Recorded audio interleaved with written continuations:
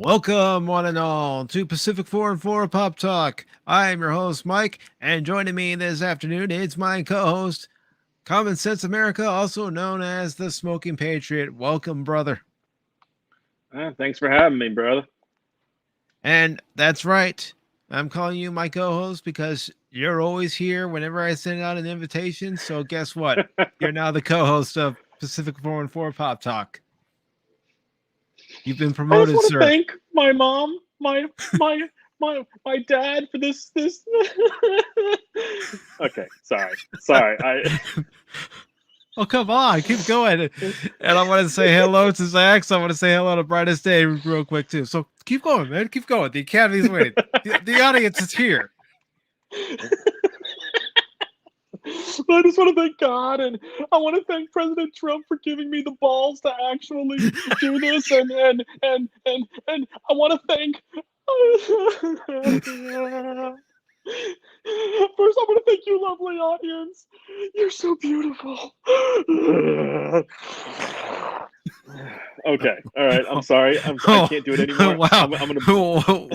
Do you need a handkerchief or Kleenex, paper towels? That sounded rather juicy. Or do you need a rag?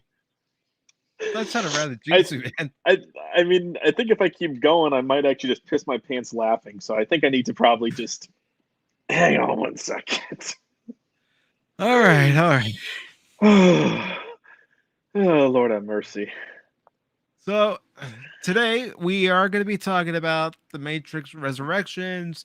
We're also going to be talking about Dave Chappelle visiting his old high school.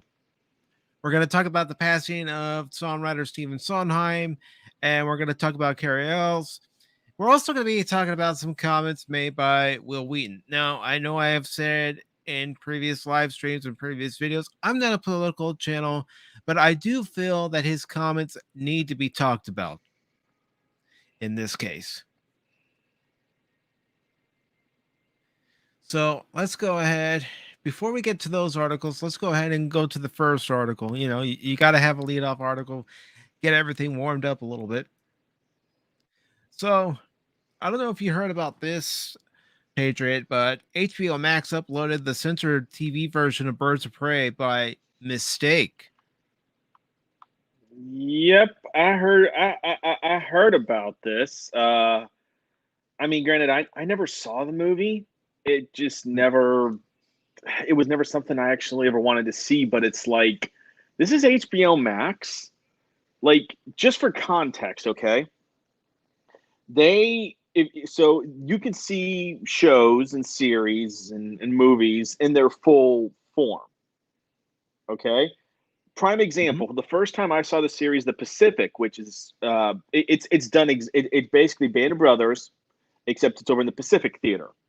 It's all based on true stories, everything. Okay. So in this one scene, this one guy, he finds this one like Greek girl cute. So him and his unit, they're over in Australia because that's where the Allies were using as like a rest point, kind of, in a way, and for additional training.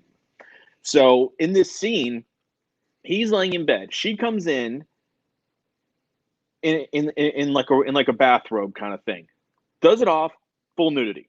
You see everything. We're talking the lower region, the breasts, everything. She gets in bed and they start having full-on sex.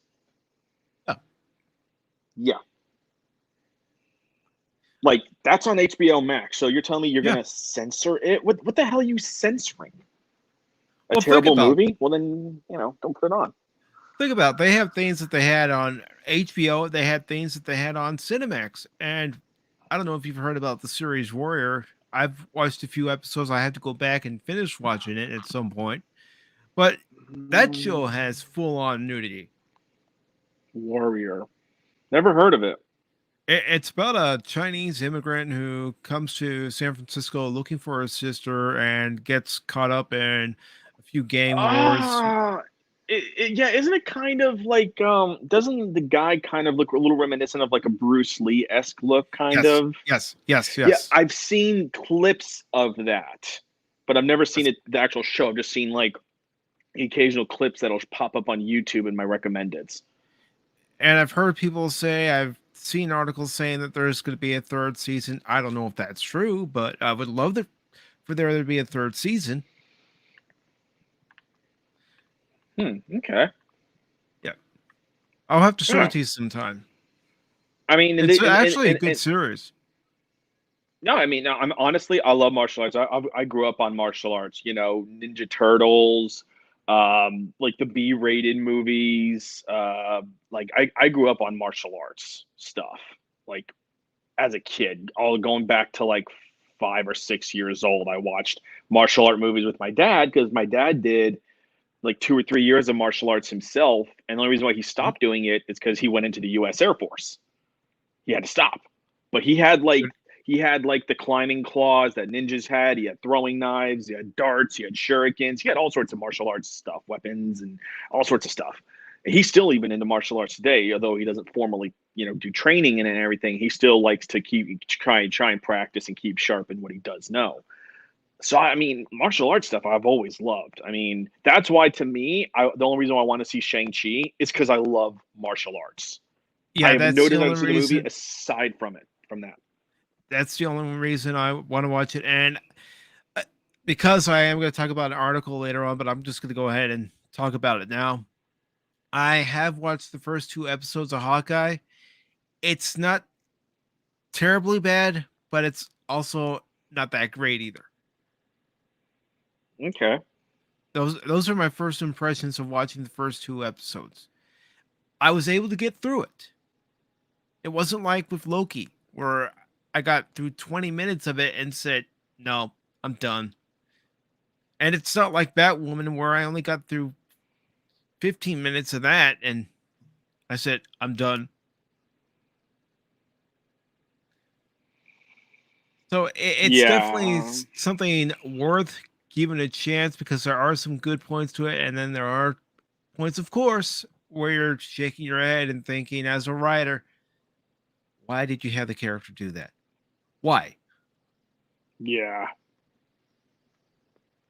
Yeah. And you know what's sad? I remember when they first introduced Hawkeye. Technically, it was in Thor, but people didn't catch on to it that that was actually Hawkeye. He wasn't in the he was only in it for one scene when Thor's just like going to get his hammer and he's just like kicking all those guys' asses. You hear Fury say, "Barton, you're up." And then you see like Barton, he's like you see there's like several snipers and like assault rifles with like scopes and long barrels and then the bow. So he looks like he's going to grab for a sniper, and then he grabs the bow and he tosses it into Mhm. that like kind of cart hanger thing, and they raise him up. That's the first scene we ever see with Hawkeye, but they never actually say it's Hawkeye. They say it's Barton, but unless you know Clint Barton is Hawkeye, then you wouldn't pick up on that fact. So only time we first see Hawkeye and is truly Hawkeye is in Avengers. And ever since Avengers, I have been saying we need a true Hawkeye movie or series solely about Hawkeye. I don't care what it is. It can be in between movies. It can be its own separate time thing where it's like another point in Clint's life kind of thing, like like a whole separate story. It doesn't have to even be Mhm. linked to the MCU series of movies. I've been saying this for because Jeremy Renner plays Hawkeye so damn well, and his character never got actual proper character development. Mm-mm. Never did. I've been saying this since Avengers. Well, Never did. they dropped the ball when it came to Black Widow because they could have had that movie be about Budapest, where she first meets Hawkeye. Which that itself could have been a origin story for um Natasha and Clint. Not so much in how they Yeah. became Hawkeye, but like because they established it that they're very close. Those two, they established that in Mm-hmm. Avengers. Those two are very close, like brother sister kind of relationship. So have Exactly. that. So after Avengers, do that because you've already established their like brother sister relationship. Then after Avengers, you do it could be Hawkeye. It could be Hawk. You can call it like how it was like Ant-Man and the Wasp. Do Mm-hmm. Hawkeye and Widow, and just that, and then it's all about Budapest. How they Yeah. like how that story came to be. You know, I mean, it's just They dropped the ball. They seriously dropped the ball. You know, it was like they were going for the Hail Mary, and they get down to the end zone. They had their arms reached out to catch the ball, and the ball falls in between their arms. Mm-hmm. Or Oh, it was. you Oh, know, it's like, okay, you're baseball guy, right? yeah. Okay. So I'm going to say one word and tell me if you know exactly the moment I'm talking about. Buckner. Oh yes, 1986 World Yes. Series, Red Sox and Mets. Bill Yep. Buckner, who Glove. Ball actually, goes under the glove. if you zoomed in, he was wearing his batting glove on his left hand, and that batting glove was from when he was a member of the Cubs. Oh my And a lot of gosh. people, because this is how people are, a lot of people were saying, "Oh, he was wearing the Cubs batting glove, so that's why the ball went under his glove," and yada yada yada. No, it went under his glove because he wasn't positioned properly. Yeah. I mean, it was. I mean, again, I mean, Buckner's just one of those things where it's like you had your chance and you royally blew it, kind of thing. If you're a Red Sox, and I'm a Red Sox, and I've seen a lot of those disastrous clips that everyone's like, that moment right there cost us this, or you had your chance and you blew it in this, So, um, you know, but yeah, that's kind of how I feel like what they've done with Hawkeye. From what it sounds like, they pulled kind of like a Buckner. You had your moment. You had a great moment to create a Hawkeye series with somebody. Mm-hmm. By the way, Jeremy Renner's been saying for at least 4 to 5 years. I think it's that far back you can go. He said, if you give me a Hawkeye script and I read it and I like it, I will do it. He said, I would gladly do a Hawkeye movie or a Hawkeye series. Hands down, would love to do it, but you got to give me a good script to do it. Mm-hmm. And Zach Jeremy brings Renner's been up a saying this good for point. years, so He says, yep. "I got a better one. Player celebrates too early and fumbles the ball." That is very Oh true. God.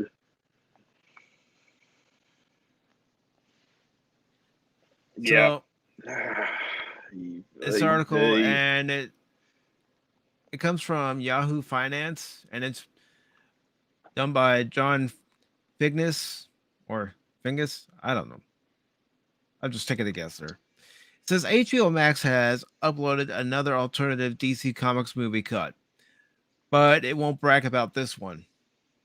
And as CBR and The Verge note, Warner Media comms executive Johanna Fuentes has confirmed on Twitter that HBO Max accidentally uploaded the censored TV version of the 2020 movie Birds of Prey. While it is listed as rated R movie version from theaters, play it and you'll get the same family friendly edit you'd see on TNT. Fuentes promised that HBO Max would upload the R rated movie, although she didn't provide a timeline. That uncensored take will only, yeah, let me do that over again. That uncensored take will be the only version on the service, the exec added, and it has been available for about a year. It's not clear how the slip up occurred. We've asked Warner Media to further comment. With that said, HBO Max certainly isn't adverse to foul language or violence. Of course not. It's HBO Max. They have all sorts of content on there. I mean, heck, Warrior, it's not lighthearted. That's for sure. And it goes on to say this is an embarrassing moment for a streaming provider still in its early stages, but it doesn't represent a sudden change of heart. I call that a big oops. Yeah. I mean, it's kind of like it's kind of like if you've ever seen the, okay, you see 300, okay? Yeah, There's yeah, I've seen two. it. There's two. Yeah. So there's the two scenes. There's the whole what do you call it? Oracle, where she's kind of in this trance, and then she's kind of got this sheer, lacy kind of like outfit on, but you can clearly still see her breasts and everything. And she, she's doing her contortionist stuff and she's having her moment. And then the whole sex scene between Leonidas and his wife, like right before he goes to march off into battle, kind of thing.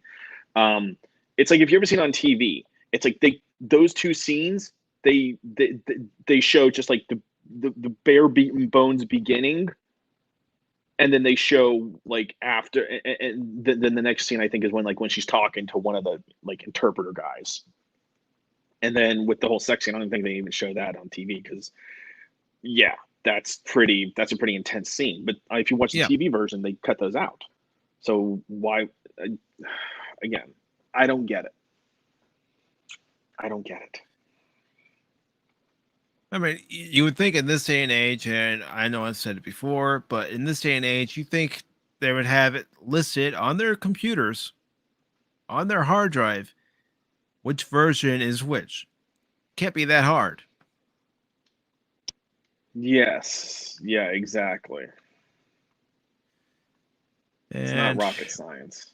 No. You and I could do it. Oh, and for sure, yeah. This next article here comes from The Hollywood Reporter. It's talking about Disney Plus's Hawkeye, and it's their review. Well, you've already heard my take on it. This is their take on it. It's by Angie Han, and this was actually published on the 23rd of this month. So it goes on to say, your problem is branding, Kate Bishop. Yeah. Haley Steinfeld tells Clint Barton in the second episode of Hawkeye. And yes, I will confirm she does say that. Your whole thing is that you're low key. It's a very hard brand to sell. She has a point with regard to Clint's big screen appearances where he tends to be overshadowed by the super soldiers and billionaires who are his Avengers teammates. But she's wrong when it comes to Hawkeye.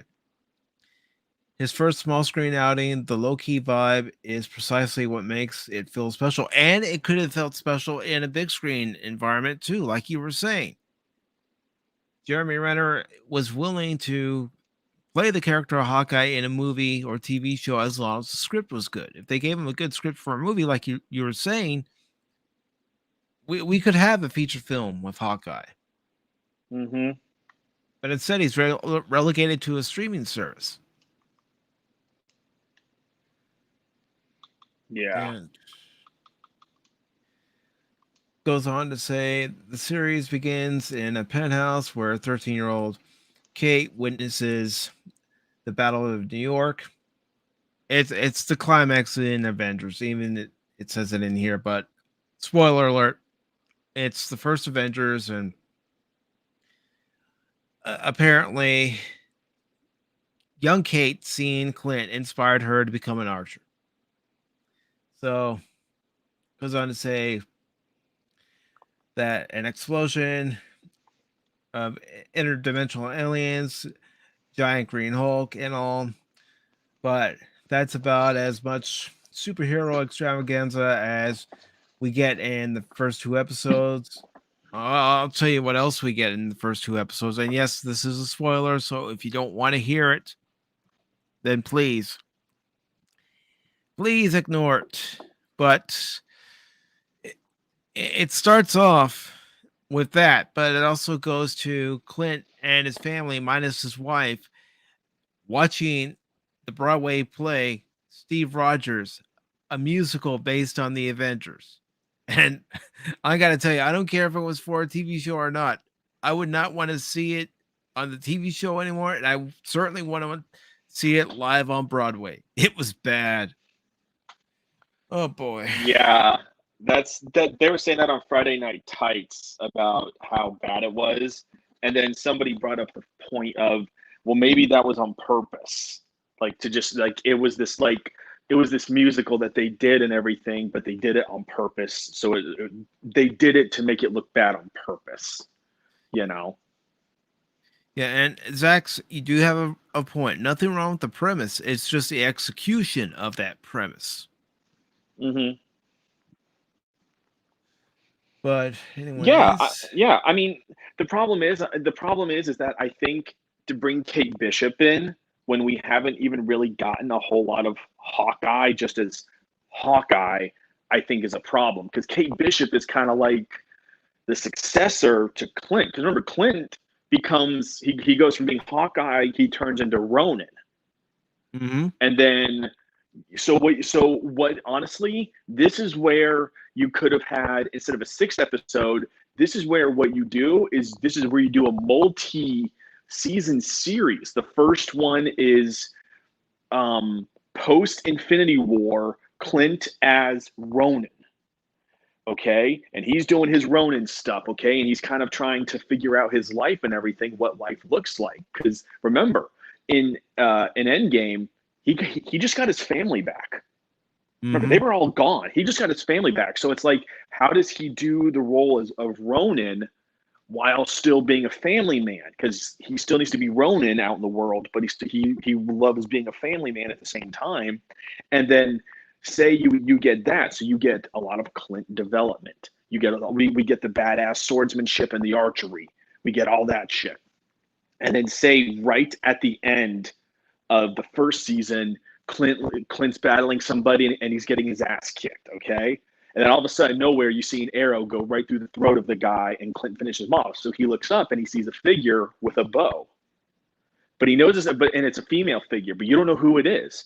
That's where you introduce Kate Bishop. That's the cliffhanger you end the first season on. The second season is where you bring in Kate Bishop. She's talented in archery, but has a lot to learn. Clint's the one to teach her, obviously. So then season 2 is about the continuation of the baddie story from season 1, but now Ronin is teaching Kate how to essentially become the new Hawkeye. mm-hmm. That is how you fucking do it. Oh You're God. absolutely right. You're absolutely right. But it's like a lot of us have said, whether it be just to each other or on panels like this, they don't know how to write anymore. They don't know how to give Nope. us those kind of stories. So it goes on to say, but that's about as much superhero extravaganza as we get in the first 2 episodes of Hawkeye. After that brief prologue, the series skips to present day where both Kate and Clint are occupied by more ground level concerns like Clint's determination to make it back home to his family for Christmas coming up in less than a week, or Kate's suspicions about the wealthy charmer Tony Dalton wooing her widowed mom. And it goes on to say Clinton and Kate are strangers at the start, but by the end of the first episode, their paths come through a series of snowballing events involving an army of interchangeable goons, at least one high society murder mystery, and the reappearance of a mysterious vigilante known as Ronin. And I, I'll go into more detail when I do a video on my reaction to the first 2 videos to say exactly what that means. I don't want to spoil the whole thing for everybody, but I will do a video at some point and go into further detail on that. Okay. And of course, it says, Marvel fans will recognize Ronan as Clint's alter ego from the time he was on an international killing spree between Avengers Infinity War and Avengers Endgame because of what you mentioned, Patriot, because of losing his family and just going through that heartache, not realizing that all it would take is a snap of the fingers and they'd come back. But he was going through a lot, like a lot of people were during that time in that Mm-hmm. universe. And it goes on to say, as the above paragraph suggests, Hawkeye rewards longtime fans of the Marvel Cinematic Universe, in addition to storylines built on the ones that have come before. The series is littered with just for fun references like Rogers the Musical, a cheesy Broadway show that turns Captain America's most famous catchphrase into a chorus. And yeah, that was bad. That was real bad. And of course, it goes on to say, but the series is welcoming to newcomers in a way that other Marvel Disney Plus shows like The Falcon and the Winter Soldier have struggled to accomplish. Well, I don't really think that we needed a Falcon and Winter Soldier series. I'll say that from the start. I watched the first 3 episodes. I reviewed the first 3 episodes, and then I stopped watching it. And then I went back to watching it just to finish my reviews. You can find out my opinion on the entire show just by watching the reviews. And let's see. Yeah. No, I agree with you. I think Falcon and Winter Soldier didn't need to happen. No point in it. Okay. No point in it whatsoever. No way. There's no point in continuing that story. WandaVision. Okay, you took a page out of the comics where there was a run in the comics where Wanda and Vision were actually a couple. They were together. Yes, that did happen. That was a thing. So, but doing a TV show based off of that, it's really hard because that's not something that everybody would get, because unless you're deep enough into the comics to get that whole relationship. Loki was the only one I think that had good potential in terms of, okay, we saw in Endgame, Loki does get the Tesseract, he does teleport out. Okay, what happens then? Like, that's the first one of the four that I think, yes, that's a show that should happen. You could get really creative with it. Okay, the Hawkeye one is one that's been needed for so long. And Loki, in my view, could have been so much better. But if I can only get through, 15, 20 minutes of a show and then I turn it off, then you know where my thoughts are on that series. Somebody else, yeah, they might enjoy it more than I do. And that's fine. But I need to be hooked in like anyone else. I need to be hooked into a series in order to get a full enjoyment out of it. Yes, sometimes it'll take 3 episodes because I've given myself that benchmark. 3 episodes to decide whether I like the series or not. But after 3 episodes, if I'm still not hooked, then I'll probably do what I do with Falcon and the Winter Soldier. Go back to it later and do reviews on the remaining episodes, however many there may be. I mean, nowadays you can pretty much count on 8 episodes for a lot of series. That's true. Yeah. Okay, and the article goes on to say any necessary exposition is baked into the dialogue or setting, and the main narrative prioritizes character development and chemistry. Oh, excuse me, I need to take a drink of water. Crap.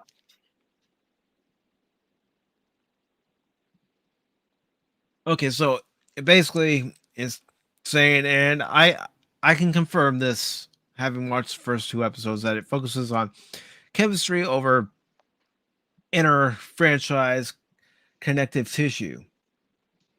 And it also goes on to say you could probably enjoy the buddy comedy action beats of Hawkeye without much caring about what's happening in the rest of the MCU, which that I'll give him that.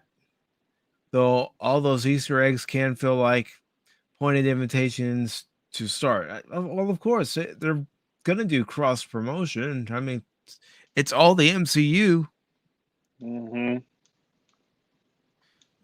right. Yeah, they're So going to. Yeah. Yeah.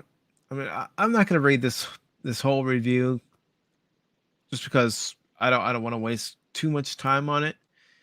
But pretty much it does give you that buddy cop type of vibe, and even though they're not cops, they're more vigilantes in this case. Although I do find it ridiculous that in the beginning, that the reason why Kate Bishop ends up meet up with Hawkeye, it's just It's just silly in my opinion. Now, maybe on a second viewing, I won't find it so silly, but after the first viewing, that's my stance on it. Yeah, I mean, my, like I told you when I did with Discovery and I did with Picard, Mhm. I did 2 viewings and I gave myself 15 minutes in between because it's like 45-minute long like episodes kind of. So I watched the first one to kind of get it out of the system, kind of get first reactions like, holy shit, what this? Oh my God. Oh my gosh. I can't believe they did that. What, are you serious? They did that? Oh my God. Let me eat a bullet now. Whatever reactions would be. That was initially. And then give myself 15 minutes, get myself resituated, and then watch it again. But I took notes. So I had already gotten all that initial kind of like, I described it best with kind of like a first look on the wedding day. You do the first Mhm. look to get all the initial emotion out. So that way, when the big moment comes and your bride's walking down towards you during this when the ceremony starts, that initial holy shit moment is out, and you actually get to enjoy the moment of watching her walk down to be your wife down the aisle and everything. That's kind of how I Mhm. did it when I did it with the shows. So if I do Hawkeye, I'm only watching Hawkeye because I want to do an actual review of it. So that's the system I do. Initial first look, watch it, get everything out, small break, watch it again, take all my notes in that second viewing. That second viewing is strictly for note taking. Good, bad, whatever. And then you do Yeah, your review on that episode based on those notes. and that's how I'm taking it. I've already gone through my first viewings of both episodes. Now it's time to actually sit down the next time and nitpick a little bit. Things that I like about it, things that I don't like about it, things that I think could have been done better. Mm-hmm. But Yep. that video will come. I don't know when, but that video will come. Because I do have other things to kind of plan for, and I also have previous engagements that I'm a part of. I'm a part of Tuesday Night Trek on the Star Wars Guys channel. If you haven't subscribed to them yet, please give them a subscription. They're great guys, and I think you'll enjoy their content. And okay, so you know who Cary Elwes is, right? Carrie. Oh yeah, yeah. He was Princess Bride, right? Yes, as you Yes. wish, Yes. my dear Wesley. And he was also in Robin Hood Men in Tights.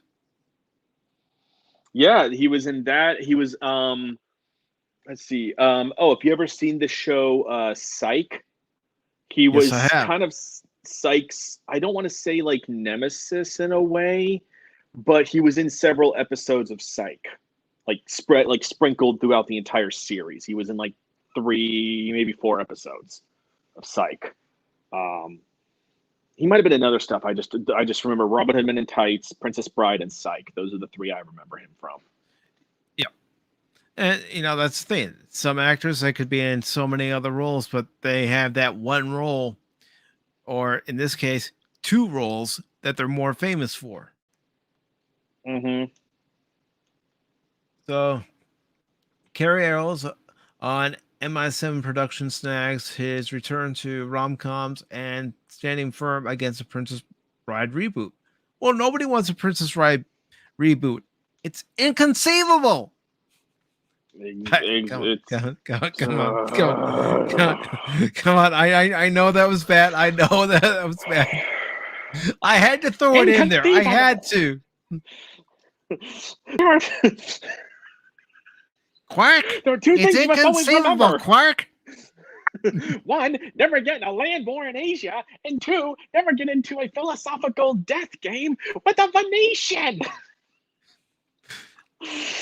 I do not think you know the true meaning of the word. I don't think he understands. Uh, Oh, see, Lord have folks, mercy. well, we refer to classic movies because that's what The Princess Bride is. A classic movies. It's because it was done better then. It's a movie that honestly, I'm gonna tell you this right now, okay? So Okay. for anyone who's single and wants to get into the dating game, okay, there's two tests that I have personally. A, do you like Star Wars or not? Now, I'm not asking. I'm not saying have you seen Star Wars because, you know, a lot of people know of Star Wars and might be indifferent. They might be like, yeah, whatever. Are you okay with Star Wars? A, and B, is The Princess Bride a good date night movie? If they answer yes to both of them, you better already have your ring picked out. Because surprisingly, there's a lot of women that I've talked to. They're like, Princess Bride, it's so cheesy, it's so overrated, and I'm like, no, no, no. I am not putting a ring on it. I do not like it. I'm not putting a ring on it. No, sorry, Beyonce, you were wrong. No. What you should be saying is, I am the smoking patriot. You insulted one of my favorite movies. Prepare to die. And they're like, what? Hear this? Oh shit, you're serious. Just pull out a revolver and do Back to the Future 3. All right, you want to get out of here? Dance! Just start shooting at the feet. Dance! Come on, girl, dance! Oh gosh, I should have a pop talk where all we're talking about is Back to the Future. That's Oh one of my favorite God! movies. Oh please, yes! All right. Instead of talking You about you oh oof.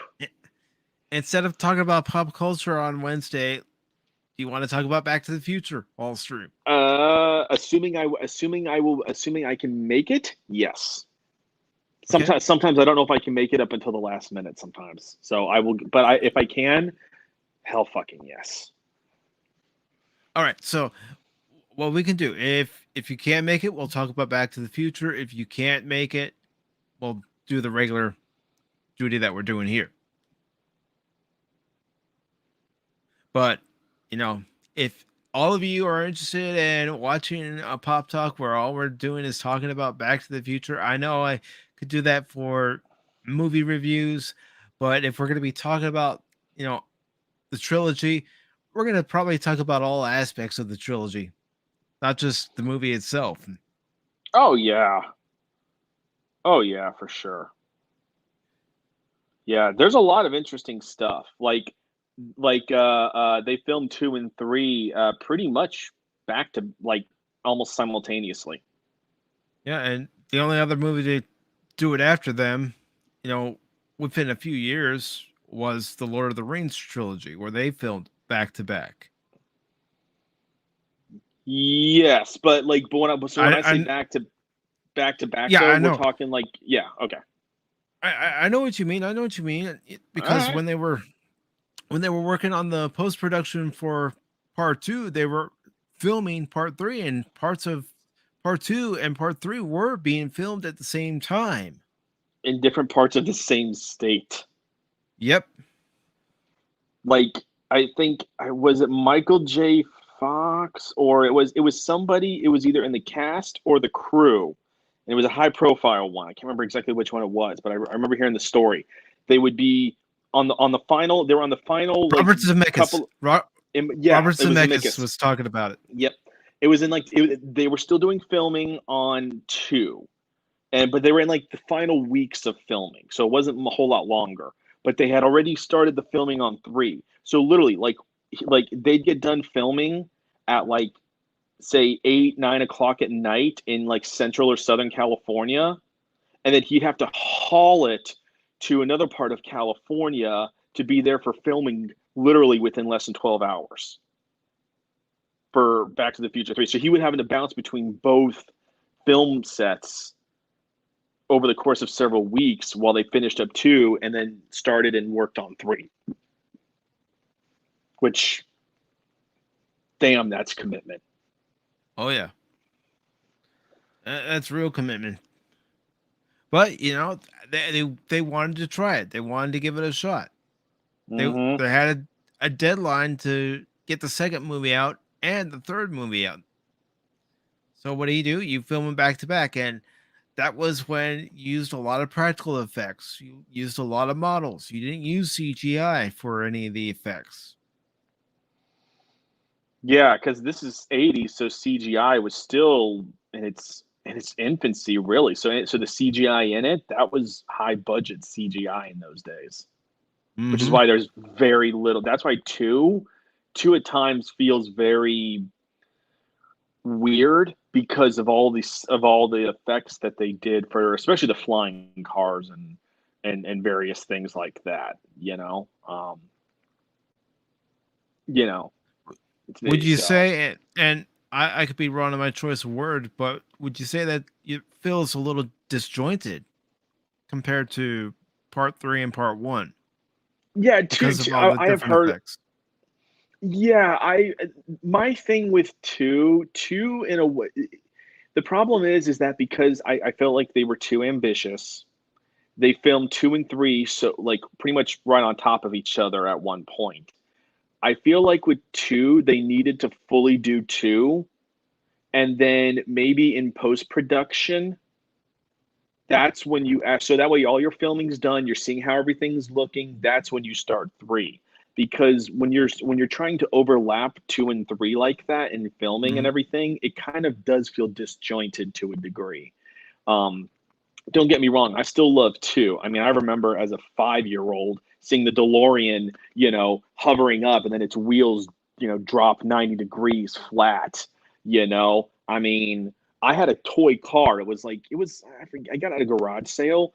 It was like an old like Cadillac from like the 70s, but it was like Mhm. kind of Joker colors. It was like purple and greens and whatnot, but the wheels folded down 90 degrees, exactly like the DeLoreans. So I begged my mom Mom, can you please get me? She's like, no, no, no, no, I'm not going to get you that. I'm like, please, it's like the DeLorean.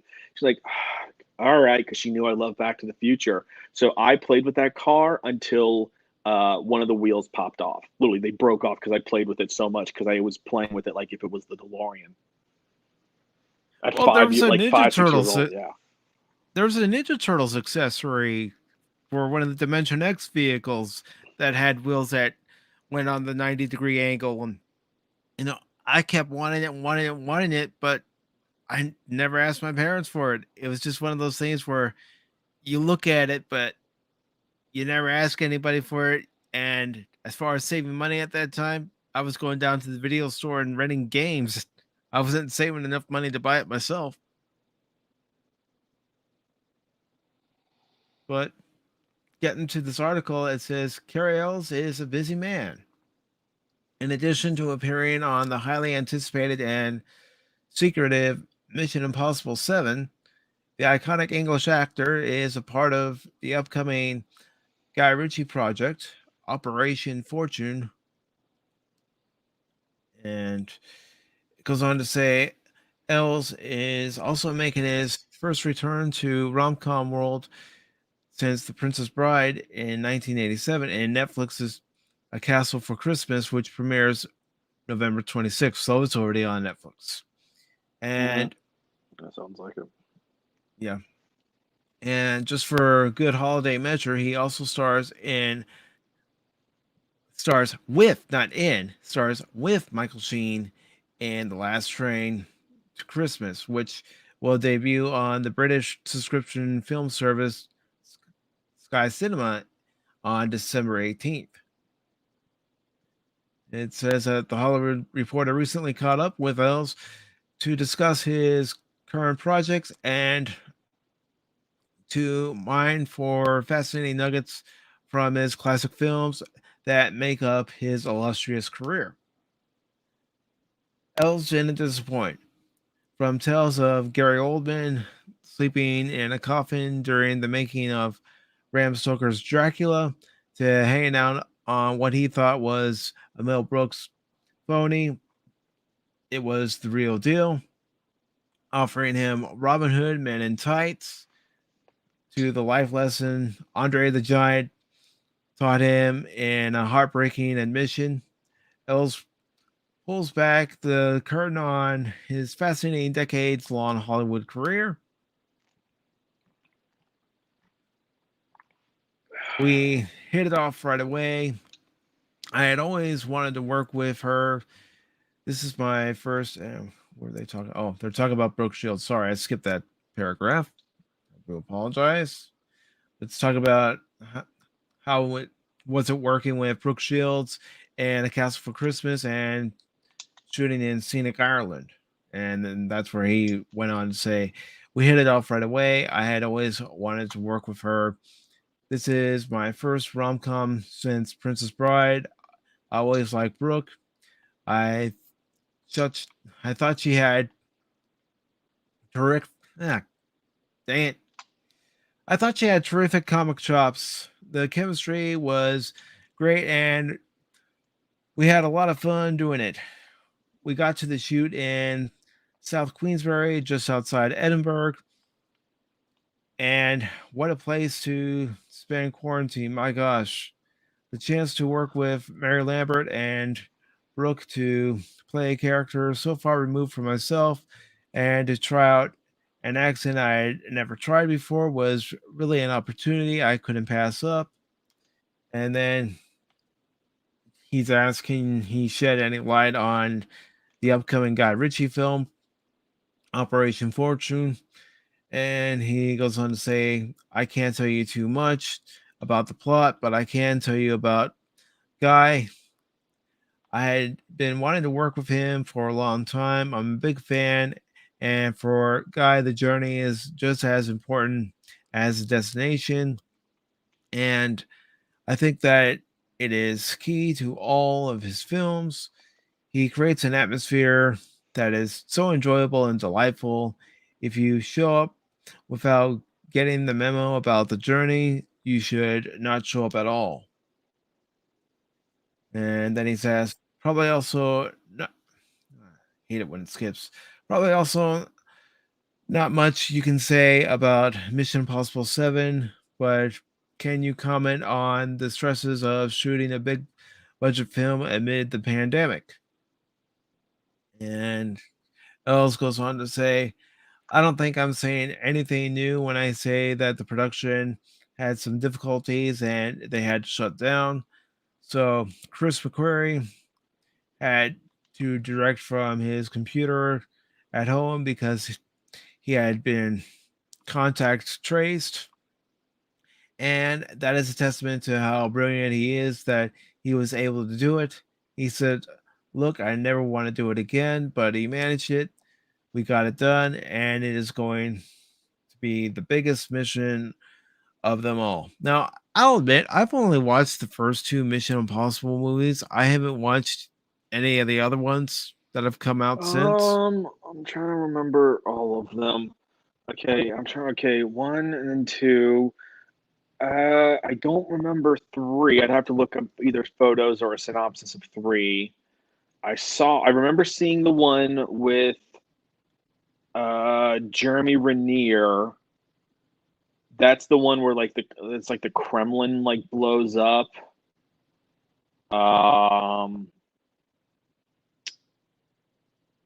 I'm gonna have to look all of them up because I'm trying to remember each one. Because how many have come out? Five? Is it five or Six six? altogether because they're working on the seventh one right now.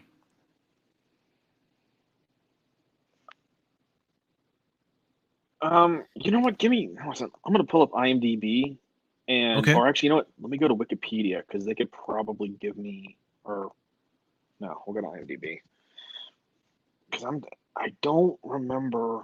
I know I've seen one. I know I've seen two. I'm pretty sure I saw three. Mission Impossible. I'm trying to remember what they were all named. Oh, dear God, if this damn thing would just properly spell. Mission Impossible. Okay.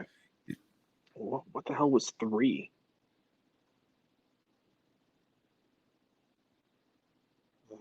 You're asking the wrong person if you're asking Well, me. here we go. Here we go. Let's see.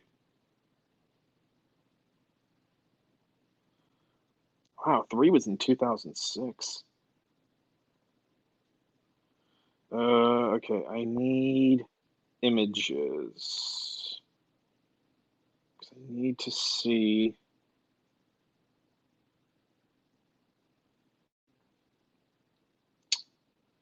Who the hell was the damn villain?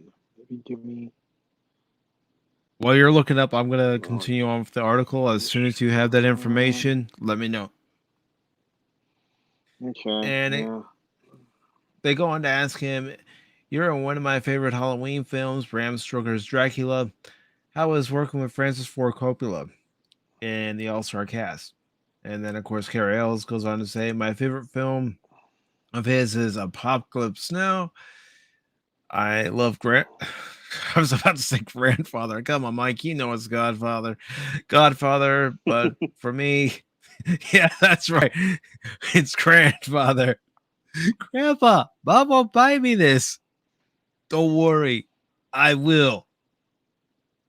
All right. So, anyways, he goes on to say, "I love Godfather, but for me, this is all Apocalypse. So I put it out into the universe that I really wanted to work with him. I have every book written on Francis. So by the time I met him, I was really up to speed on everything. He brought the whole case up to Napa to rehearse. We all stayed in the guest houses on property. Francis believes that the more time the cast spends together, that will translate on screen. So he had all the vampire hunters live on one property, and poor Gary Oldman had to live by himself. Gary was sleeping in a coffin every night. That was how seriously he took it. He was sequestered from us all by choice. So we met him for the first time on set during rehearsals, and then we never see him again." And then they go on to say, "Speaking of your iconic horror films, any chance we'll see Dr. Lawrence Gordon return to the Saw franchise?" Oh, I forgot he was in the Saw movies.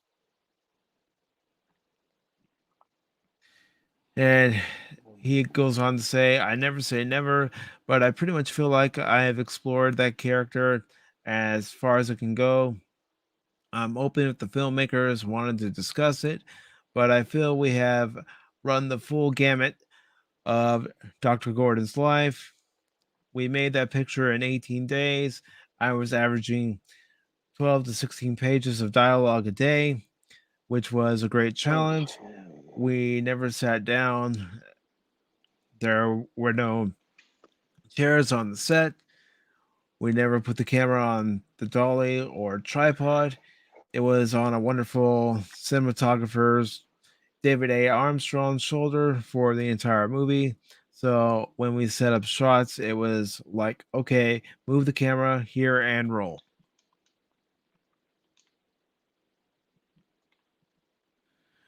And do you have that information from IMDb? Yep. Okay. So I have seen the first four. The two I have not seen are the last two to come out: Rogue Nation and Fallout. But I've seen all the other ones. Ghost Protocol is the last one that I saw. That's the first one where they introduced Jeremy Renner into the franchise as like another agent. So yeah. So I've seen 1, 2, 3, and 4, but I have not seen 5 or 6. 6 is the most recent one with Henry Cavill. Yeah. So Like I said, I've watched the first two. I haven't watched the other four that came out after that. third one is good. Ghost Protocol was incredible. That's the one where it's the scene where he actually does this. He's scaling that one. Was it Abu Dhabi or something like that? Mhm. He's actually scaling the outside. Yeah, Tom Cruise actually did that. I don't know if he did it the entire way up, but he did at least part of that scene. Hey, So that's yeah, impressive. he's a ballsy short man bastard. And yes, I'm saying short because I believe Tom Cruise is actually a short guy. I believe he is. Yeah, I think he is. And this article, they go on to ask him, "I noticed you mentioned on Twitter the other day that you're reading Mel Brooks' memoir.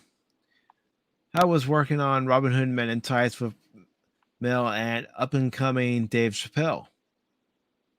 This ought to be interesting. This will probably lead into the next topic of discussion.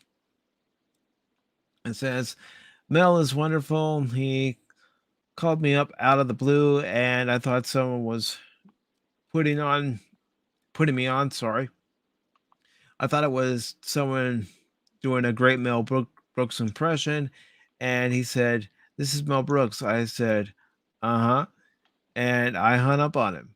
I thought it was Jim Carrey messing with me. And he goes on to say, then when he called back, he said, "Don't hang up. It's really me. I want you for Robin Hood." I thought it was Jim Carrey messing with me. Dude, you just fucking hung up on Mel Brooks, man. I mean, I don't know for that, dude. I'd say who does that, but we obviously know who does that. Cary Yeah, Elwes. yeah. God, this is incredible. I'm not gonna lie. It goes on to say, we'll cast the film together. This was very generous. We found Dave together.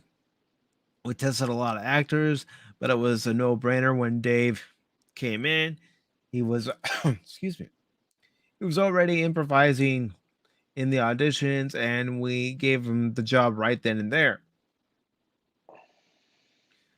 And then it goes on to say, when there was chatter about rebooting The Princess Bride a few years back, you notably tweeted, "There is a shortage of perfect movies in this world.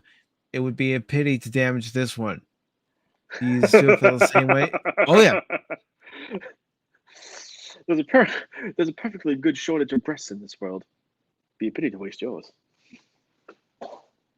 Oh, yes. I love that. I love that. I love that. I love it.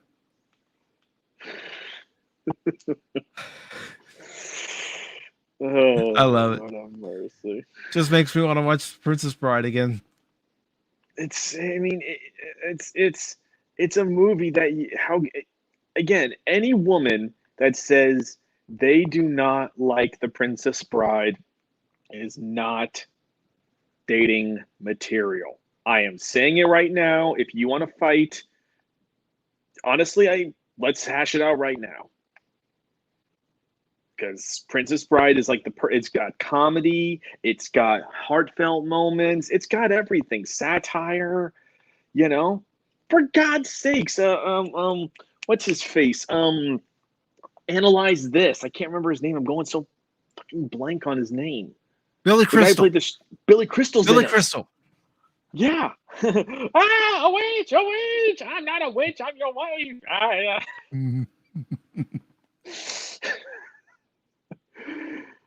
So I mean, come on, people, seriously.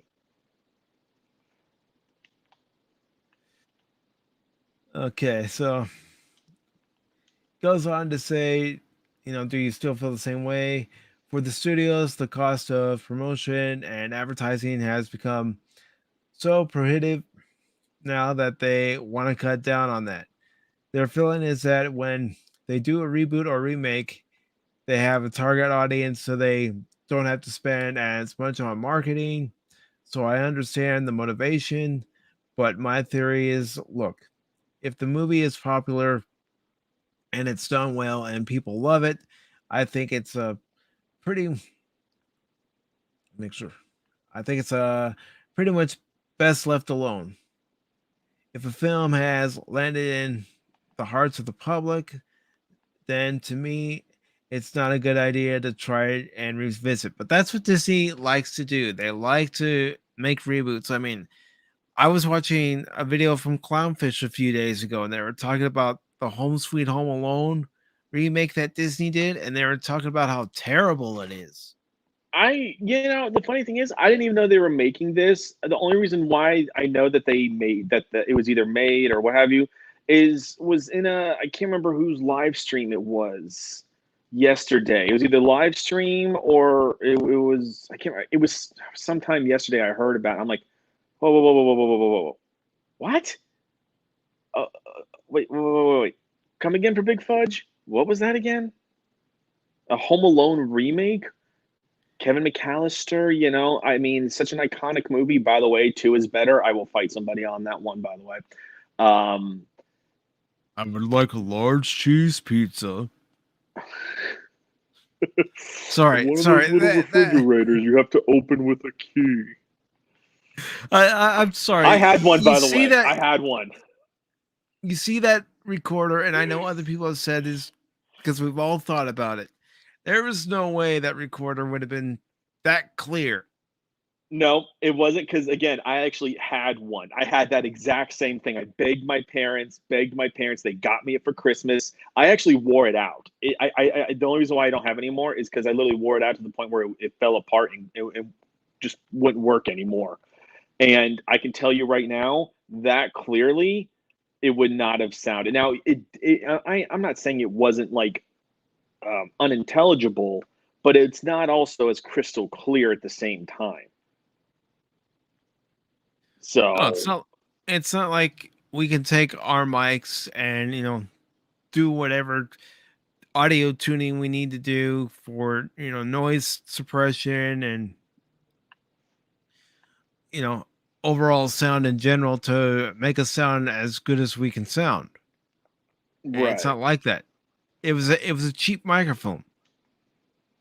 Oh, very, very cheap. I mean, I mean, even in standard recording, the quality is not the best, and you couldn't. The one thing I will say is for ambient noise, the ambient noise had to be very, very loud for it to pick up. So you could say, well, that's a cheap microphone, but it's also nice if you're in a room of people. Unless it's that loud, you can't really hear a whole clearly audible sounds with it. So I mean, it was very fun to use, and it was fun. And I did, by the way, I did try and mess with people. I got in trouble for this, but I actually made a recording, called a random number, and tried to play it back. And then when my mom saw me trying to play it back, she said, "Who are you on the phone with?" And I'm a little kid still, and I'm like, I'm like, hang up that phone right now. So, yeah, I did shit. Well, you know, we all did stuff as kids that our parents said, "What are you doing?" And you know, they disciplined us for it. Yeah. Like, no, you don't do that.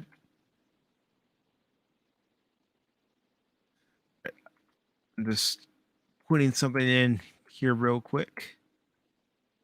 Good. Well, I'm trying not to have too many moments where there's just dead air and Hey, man, I get it. I get it. No worries. fix that.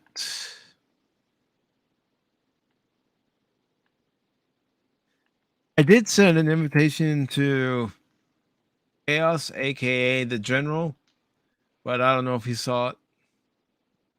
Yeah, he actually messaged me and asked me how Thanksgiving was either yesterday or Friday. So he wasn't like super talkative. So I just don't know if he's slammed with work or if he's just that engrossed in that zombie survival game. I quite literally don't know. But I briefly was messaging with him the other day. I So talked to him yesterday before my phone battery died, and you know he was telling me about Scum and how much he's Scum, enjoying that it, was it. Yeah. and how he was going to get back into streaming this weekend. But I haven't really heard anything from him today as to whether he is going to be streaming. Because I said, you know, I've been grinding on War Thunder, but you know, I I was want to give grinding for a I bit want to give too. him a Yeah. hard time. I want to give him a hard time and say, you know, when your soldiers are grinding on War Thunder and their general goes AWOL on them, well, that general no longer has the right to be called the general. Yeah, now granted, I was grinding on War Thunder for a bit as well, and then I just kind of like I started getting a bunch of really shit matches, like so many, so to the point where it was like I just kept losing money. Like I think over the course of like 10 matches, I lost 30, 40K in just repairs. I was so pissed. I'm like, you know what? No, no, no, no, no. I'm gonna take a break from this game for a bit just to cool down because otherwise, I'm gonna write the developers of something that might get me arrested. Yeah, So it's definitely one of those games where you have to take a break from it. yeah, well, I mean, I think all games are like that, but specifically that game where because it's like, wait, what? How? Okay, you know, 1 plus 1 is supposed to equal 2. How is 1 plus 1 equaling 9,482 right now? This is not making any sense. It's like Common But Core math. it is Gaijin. Keep that in mind. Yeah, like you hit a tank 7 times in areas that it should have killed it, and all they do is hit you 1 time, and you're like, oh, whoa, whoa, whoa, what? Explain this to me, McFly. Yeah, I had a match like that yesterday. I was hitting this tank over and over again and would say, yes, a hit, yes, a hit. And, you get the green indicator saying that it's a weak point on your enemy tank. So you're firing at that weak point and you're trying to find each and every weak point so you can destroy them. And they're still just sitting there like, yeah, come at me, bro. Yeah, seriously, they're just like the shots are hitting, and the thing is, it's not like you're not doing any damage. Like you might have done a lot of damage to the tank, but none of them are a lethal kill like type of hit. So you're like, all right, come on, come on. So you're like, you keep shooting, you keep shooting, keep shooting, keep shooting, and all they do is turn their gun. They'll stare at you for a minute, and then shoot, and you're gone. And you're like, what? You know, how is this making any sense again? I even had a match yesterday where I was out of my enemy tank's range and they still got me. Yeah, no, yeah, no, like I said, I know exactly where you're coming from. You know, I had tanks that I hit in the all the weak spots, no instant kills. They hit me, and by the way, we had the exact same tank. One Mm-hmm. shot at me, heaviest armor, because I even went and checked where the armor layout of my tank. I'm like, you hit me in the strongest armor, the heaviest armor part. You one hit killed me, yet I hit you 4 times, and none of them are a death kill. I was, yeah, yeah, I was pissed. I don't blame you. But So anyways, now we're getting into the deep end here. yeah, no, This is seriously, the from chat's like, okay, we're done. the chat's like, you're losing us, Mike. You're losing us. It's Pop Talk. Of course, we're going to talk about video games. We're going to talk about pop culture. Mm-hmm.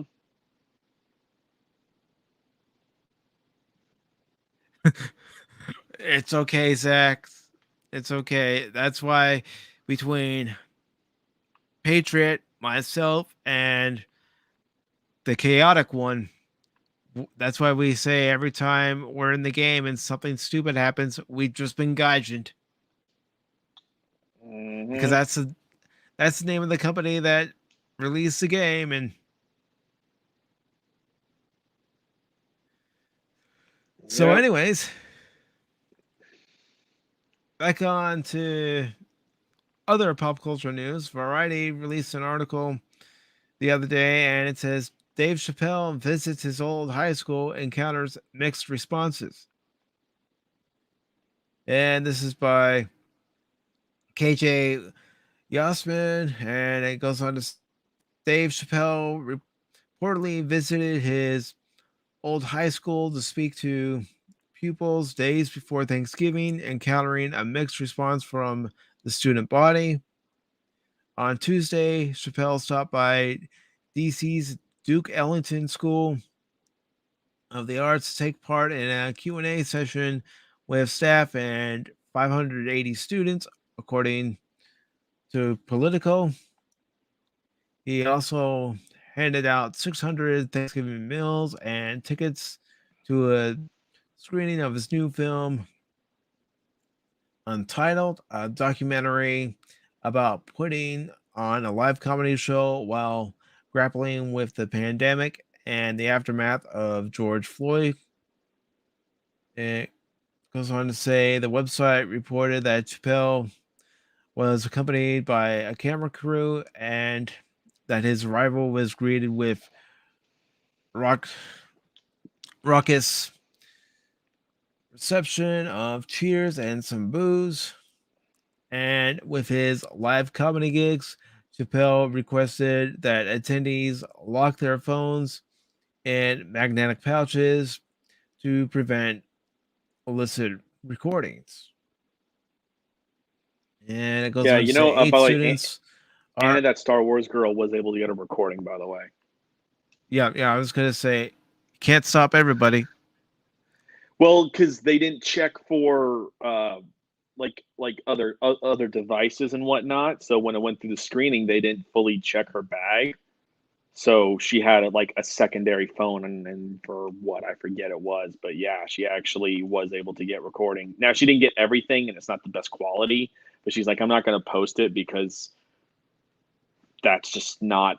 I don't feel like it's right. But I'm keeping that for my own thing. And I want to say hello to Sherry. Welcome to the stream. Thank you. Hope you like what you see. And if you don't like what you see here, I'm sure there's something here on the channel that you might like. Okay. If there's something you don't see, blame the host, not the co-host. The co-host is an innocent soul. It all falls on me. No, it's very true, Common. At the end of the day, it's all on me. Yeah, I mean, being a co-host does bear a certain level of responsibility, but you know, at the end of the day, the vice president doesn't always bear the blame that the president gets. And the article goes on to say 8 students are understood to have questioned Chappelle's directly. Among them, a 16-year-old who called Chappelle a bigot and said, I'm 16 and I think you're childish. You handled it like a child. Oh, I can remember being 16 and thinking I knew better than everyone else around me. Boy, was I wrong. Mm-hmm. Yeah, when you're high school or even young adult, meaning going into like 18 and 19, you're very much a little shit. Like there's no clean or innocent way I can word it other than you're a little fucking shit. Now, I ain't saying this about everybody. Some people are obviously far more mature than others. Part of it, I believe, is also due to upbringing as well. But damn, my experience has been until you hit about 2021, you're a little shit. Sometimes, actually, I've met people in their 30s that were little shits too. So, I mean, hey, what do I know? I've met people at all ages who are little shits. Yeah. I mean, I could even be that way too. Stop. Yeah, some people just don't know how to stop being little shits. But it says, according to 2 students who relayed the conversation to Political, the following day, Chappelle responded, my friend, with all due respect, I don't believe, excuse me, you could make one of the decisions I have made on a given day. I know, I read like crap. And to be perfectly honest, it's because I'm listening to myself as I'm reading it. I do it too. You're not the only one. Yes, I'm very critical of myself too, but I think I have to be on this platform too.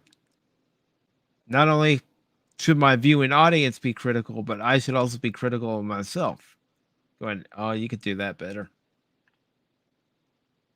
Says some parents, meanwhile, were unhappy that Chappelle had used the N-word during his Q&A when a student told him, "Your comedy kills."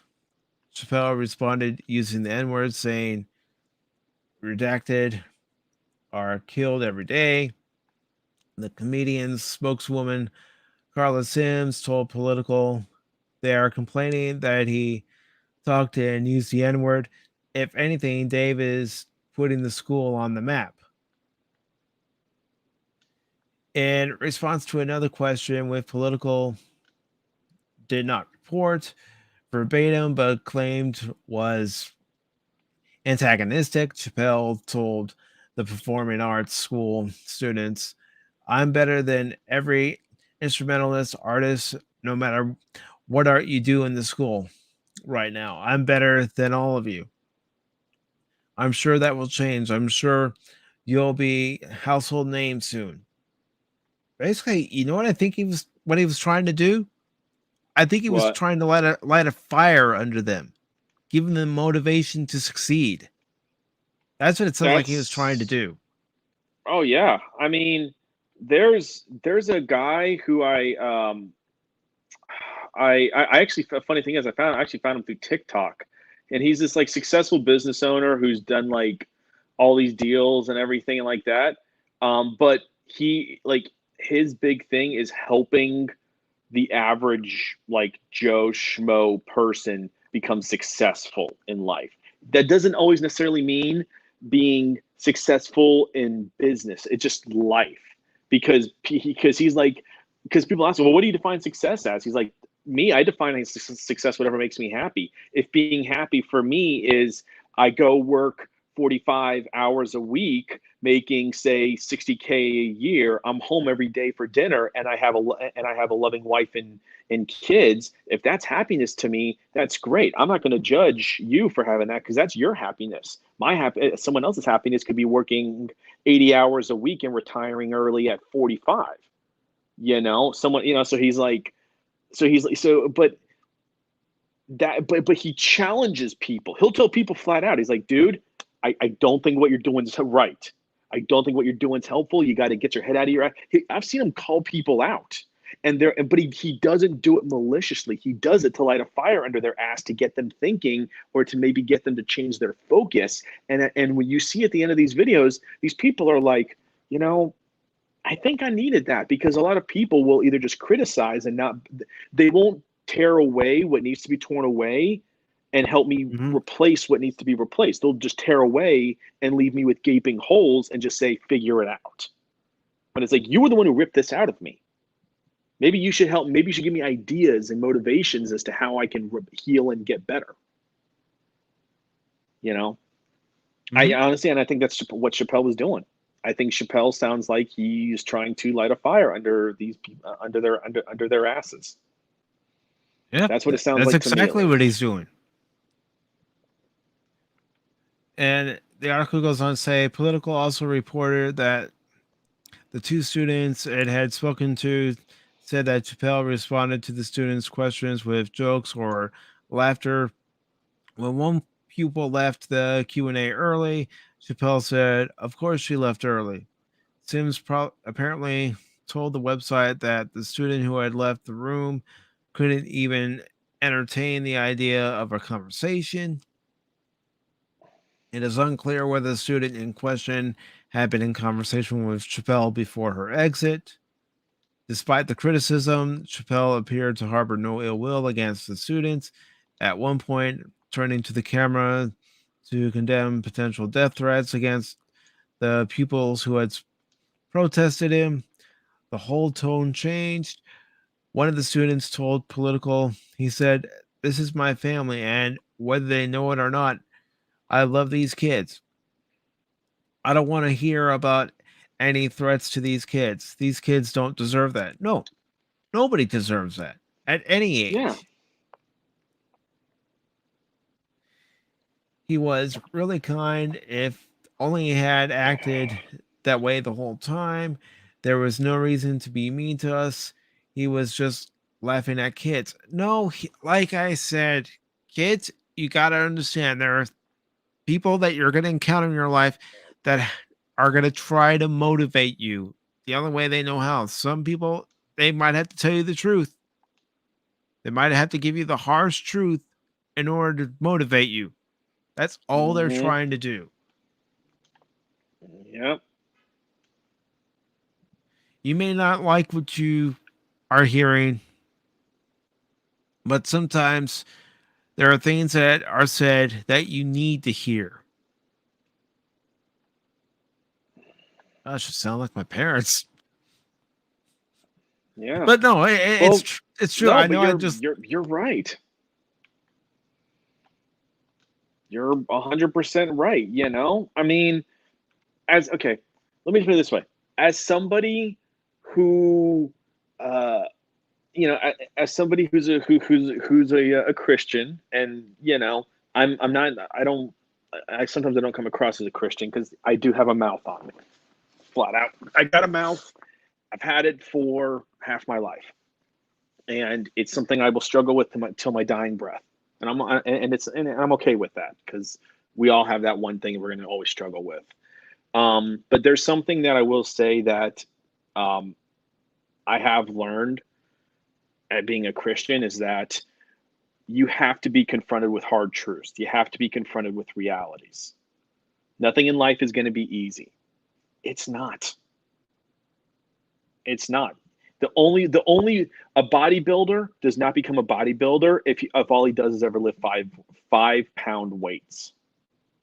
He might have started out on fives, but now he's doing 50s or 100s or 500s because he had to Mhm. push himself to get to higher levels. And that applies with anything: gaming, school, whatever. You don't grow as a human being unless you're pushing yourself. You're pushing your boundaries. You're pushing your beliefs, whatever they are. You know, that's why to me, I can't have discussions with people who have never been challenged in their entire life and have only lived in an echo chamber, because it means they've never had to purposefully stretch their ideas and their beliefs and challenge them and research to strengthen their beliefs. They've never had to. They've never had to. I'm only 33 and I have been in more political debates than almost any other person I know. So you want to, and again, I'm not a political expert, but I've debated enough about so many different topics, whether politics, culture, um, faith, Star Wars, Star Trek, all this stuff. It pushes us. That's what Chappelle's doing here.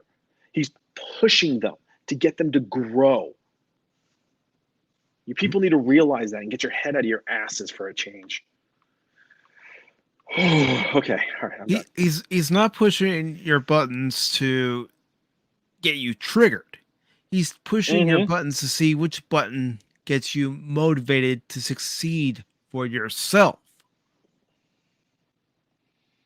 Yep. To succeed in life. Because let me tell you, life sucks. I'm gonna straight out and tell you, life sucks. You may not Yep. want to hear it, but life will throw you a curveball when you least expect it. And yeah, it's going to knock you down. It's up to you to pick yourself back up. I can't do it. Patriot can't do it. People watching this live stream, people watching the replay can't do it. You've got to do it. Yep. Yeah. We can help you if we're able to, but um, this is something that, by the way, is very, very personal to me. The whole you can't force people to change, to get better, to grow. You can't force it. Like, this is a very personal thing to me, so it carries a lot of deep, deep, deep, deep meaning with me. In life, you are responsible for your own life. Okay? Nobody can answer for you when you pass. There's a great scene in Kingdom of Heaven when Orlando Bloom's character with the the king of Israel, and he's talking to him about, your soul and when you go to God and everything.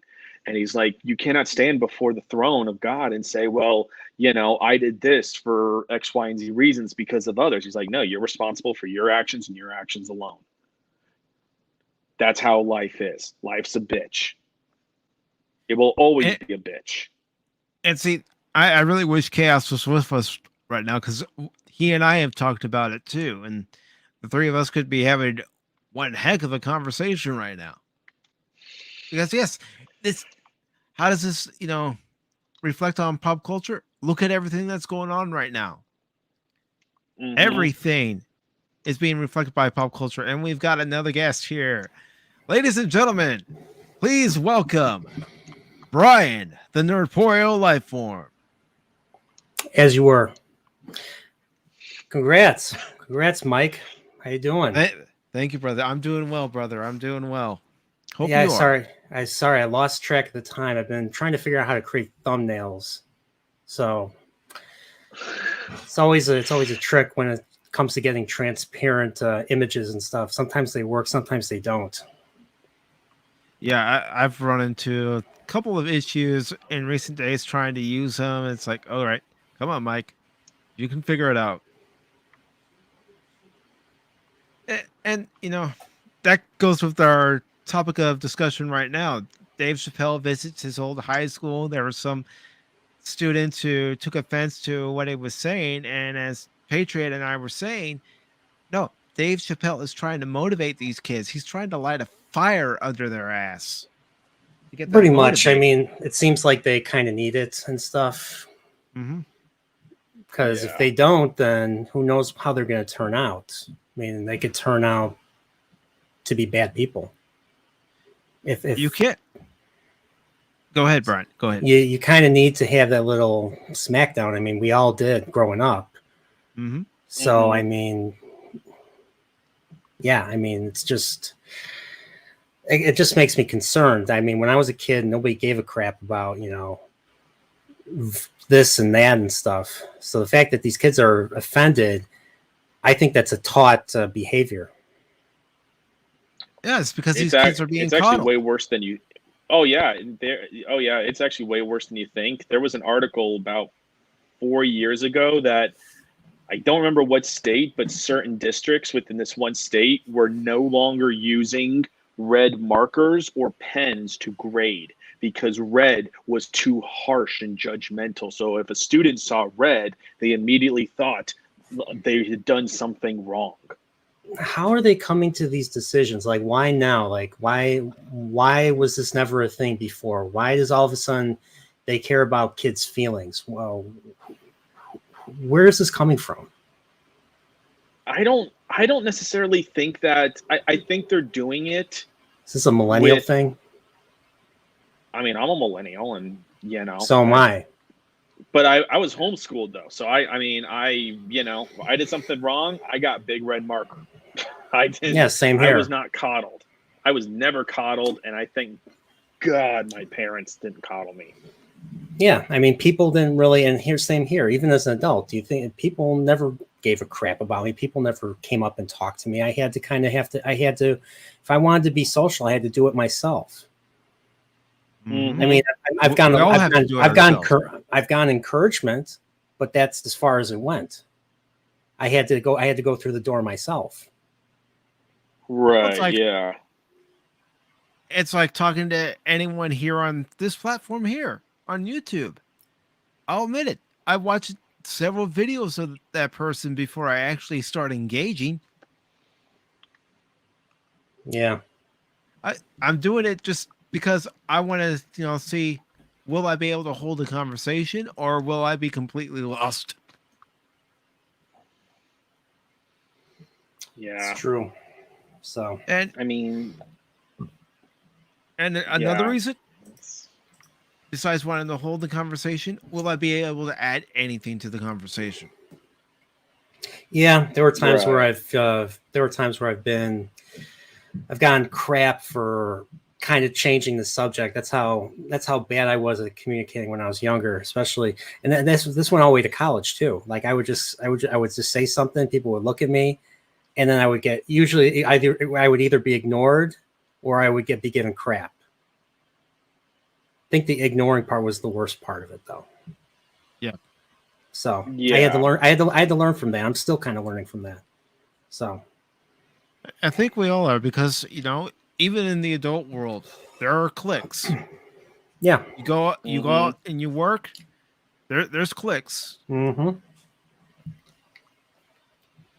Yep. But I mean, that's the thing, is that today, kids are not allowed to be kids anymore.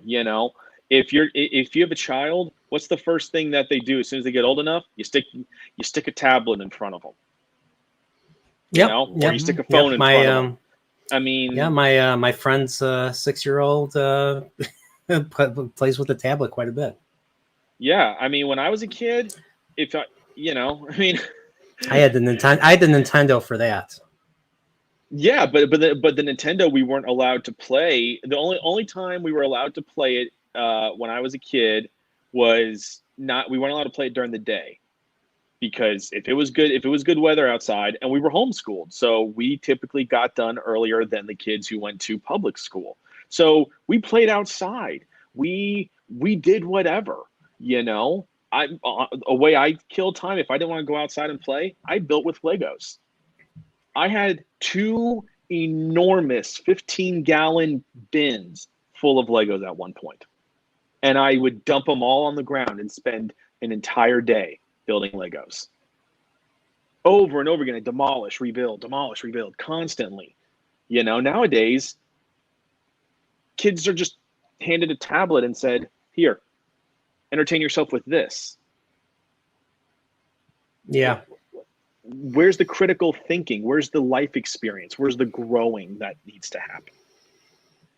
Like as a kid, I used to use Legos and Lincoln Logs, and then have my Transformers and G.I. Joe, He-Man, whatever figures around, and use my imagination. Mm-hmm. Yep. Yeah. Imaginations. I mean, I'm noticing this. I'm noticing this in just in entertainment. Imagination's becoming less of a thing. Instead of coming up with thinking of new ideas, everything is pretty derivative, either based off of a movie or it's a homage to something that came out years ago. And Red Letter Media said themselves, what comes out now that's iconic? The stuff from the 80s and earlier, even some from the 90s is iconic. Stuff now, I mean, even the new Ghostbusters, as much as I like it, I mean, it's not iconic like the original movie or the original 2 movies, in my opinion. It's not going to be one of those movies where, like you're saying, Brian, where we think back to it a few years from now thinking, oh man, wasn't that great? No, because you know what movies we are going to pop in? Ghostbusters 1 and Ghostbusters 2, because those movies are great. And I don't care what you say about Ghostbusters 2. I like Ghostbusters 2. Same. I mean, I don't know. I don't get the crap it gets. Why? Because it has a very similar plot. I mean, in some ways it does, but it takes the characters forward. And and they actually talk about what happens afterwards. It's not just, hey, we're here, take our word for it, like the way movies are written today. Mm-hmm. So. Yeah, I mean, honestly, now this is just my opinion. Y'all can obviously disagree with me on it. I think the last truly memorable movie that came out and I'm saying memorable for a positive, not memorable because it was universally hated. Tropic Thunder. Like everyone I know that has seen Tropic Thunder loves that movie. They will quote it. Everyone's got their favorite scene. I mean, I can't think of a comedy that's come out since Tropic Thunder where it is as memorable.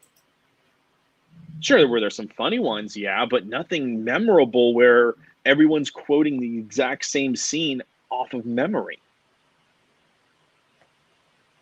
I still have not seen it. You haven't seen Tropic Thunder? No, I haven't.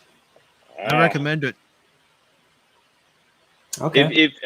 If you don't mind, I want to say kind of like crass comedy, like of the old days, like Mel Brooks style and whatnot, then you'd love.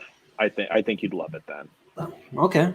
We can't afford to lose any of them horses. Send a couple of them people. Yeah. Yeah, I can appreciate crass humor. Okay, if you can appreciate crass, then you will have no problem with this then. There was a great scene. I'm sure you guys have seen Monty Python's Life of Brian. There's a great scene about women's empowerment, where they're talking about it. Like the guy's like, I want to be a woman. I want to be pregnant. And you would think it would remain a joke, but it's not really remaining a joke. No, it's become reality, unfortunately. Yeah. And then he literally says in the movie, "Quit! Don't you oppress me." It's ridiculous. Oh my gosh. Well, Simpsons. Somebody posted. I can't. This came up on my recommended page on YouTube, but it was a compilation of everything socially wise, like all these various movements and whatnot, in some way, shape, or form that the Simpsons predicted way before they were ever a big deal now. Well, the writers of the Simpsons were really good at what they did, and they had this thing called self-awareness. They paid attention to what they watched talk shows. They paid attention to the news and what people were saying and what people were thinking. Them predicting Trump would become president was because there was an interview where someone asked Trump if he would become president. He was like, maybe, I'm not sure. This was back in the late 80s, I think.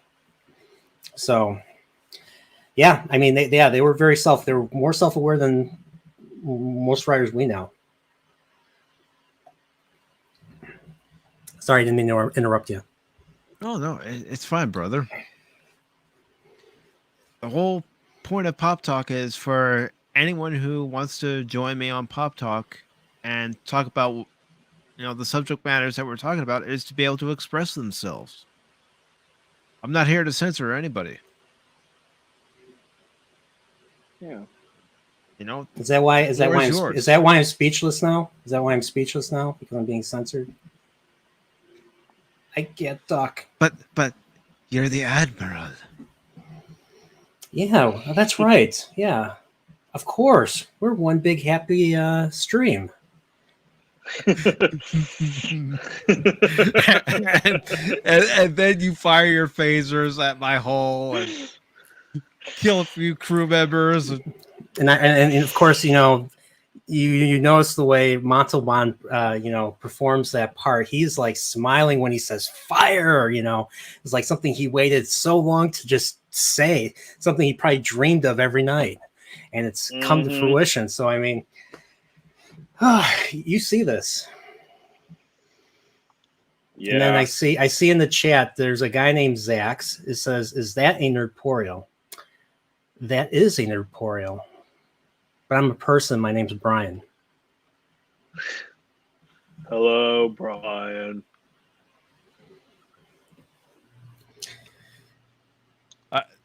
I have a little Stewie soundbite figure that a friend got me a few years ago. I don't know if the mic's going to pick it up or not, but we'll see. What's he going to say? Where's my money, man? Where's my money, man? Right now he just said, stop mocking me, but... Mark my words. When you least expect it, your ovens will come. I think it picked it up. I don't know. One of my favorite moments. Yeah, one of my favorite moments with Stewie was when he's entertaining, actually not entertaining, kidnapping the cast of Star Trek: The Next Generation. Oh God! And he takes them to McDonald's. He takes them to McDonald's and he takes them bowling. All right, I'm glad you're here, Brian, because after this article, we are going to talk about Will Wheaton. Oh boy, I just saw that. I haven't taken him seriously in years. Every time I hear him speak, every time I hear him say something or see him post something, I'm thinking what we're all thinking, and I know what we're all thinking. What does the great Shut up, Captain Wesley. Picard exactly? And one time he got triggered that everyone kept saying "shut up." Everybody kept saying "shut up, Wesley." Well, They only made more people do it. I was gonna say it only made it more relevant. So there's this one Star Trek board I follow on Facebook, and honestly, I'll go on Facebook maybe a couple times a week, and it's just to quickly scroll through for anybody I know that's like overseas or whatnot. That's how they communicate and share stuff through. So I'm just quickly scrolling. I see this one Star Trek one, and it's from the Next Generation. It just says, it was still on lines of like, we must kill Wesley Crusher, and Picard's asks, and then you see these two people, and they're like, yes, community synchronization is key to happiness, and then you just see Picard say, I understand, and then it says directed by, and I'm like, wow. I think I saw that too. Yeah, it was. I've seen many variations of that, but it's just. Yeah, it's hard to take a group seriously if they like New Trek. Yeah, which is why, like, you know, I mean, I listened to Tim Pool, and then I heard him say, I don't remember who the guest was, but he brought up Star Trek. He's like, yeah, you know that Star Trek Picard? Yeah, I actually kind of liked it. I'm like, well, Tim. No. He said that to Nerdrotic when Nerdrotic was on, and Nerdrotic was like, no, it's freaking awful. This is way before. We're talking. This is almost like a year ago. He said this. Oh, he did. Yeah, this is a while back. He said this, and I can't remember who the guest was. He probably. Like, oh, I'm guessing he probably. Yeah, he probably. I have no idea. He probably made a mistake. He probably thought of the Next Generation or something. I'm hoping so, because otherwise, well, any respect I had for Tim Pool might have just gone in flames. Yeah, he's a busy guy. He probably doesn't even remember. He probably doesn't even remember what he ate. So that's true too. I wouldn't take it too seriously. But he did say Last Jedi was crap, though. So there is hope for him. This is also very true. I agree with him on that. Anyways, I mean, this article. Go ahead. No, I was gonna say. I mean, we could honestly start with The Force Awakens, but Last Jedi is the universally agreed upon one, at least. So I don't know. I came out of the theaters more angry at The Force Awakens than The Last Jedi. Maybe I don't like seeing a character get murdered, especially a character that's been around for a long time. Yeah, Force Awakens. As soon as that moment happened on the screen, I was flipping the bird. Yeah. No, really, I did. I mean, Luke died needlessly, but at the same time, at least he wasn't murdered. Well, maybe he was murdered by Rian Johnson, but that's going a little meta. Yeah. So, but the way Han ended was just like, I felt like I witnessed a crime. Because it was a crime. A crime against Star Wars. Yeah. Yeah. But anyways, the article finishes up by saying a spokesperson for the school, Savannah Overton, said the majority of the students were supportive of the comedian during the conversation with students and staff. Chappelle specifically invited the voices of discontent to ask questions. However, as a result, the supporters of Chappelle became the silent majority. Overton told Politico, our principal was approached by several students after the assembly. I hate it when it starts skipping on me. Let me find my place again. All right. Our principal was approached by several students after the assembly who were disappointed that they were not able to voice their support for Chappelle in this form. Goes on to say, Chappelle has long been one of the school's most prolific donors and supporters, donating millions of dollars to the establishment.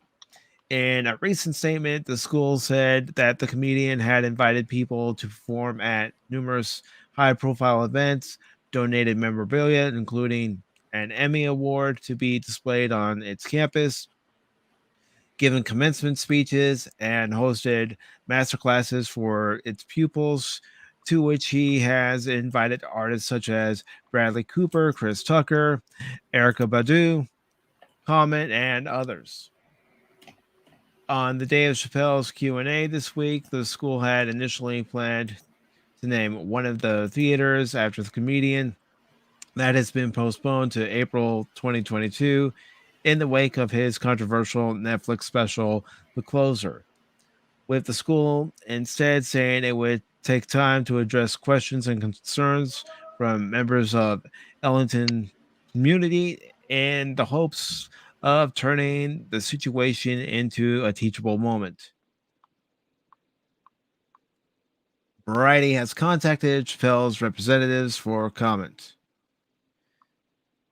Again, they're trying to coddle these kids because I hate to tell you, kids, you're gonna encounter people that are gonna say things that you don't want to hear, and those people can't be changed. Yeah, I mean, you can't change people. You can only change yourself. And the thing is, kids have to learn how to deal with, the world. Because if they don't, then we're going to have a bunch of, and it's been going on for years now. I mean, we're going to just have a bunch of people every time one thing happens that the media is going to incite, like, let's say a particular type of person gets, hurt or killed by accident by a member of perhaps, law enforcement as a, example. And then they all rise up and in every city, and then they just start burning stuff. And they start attacking people. So, I mean,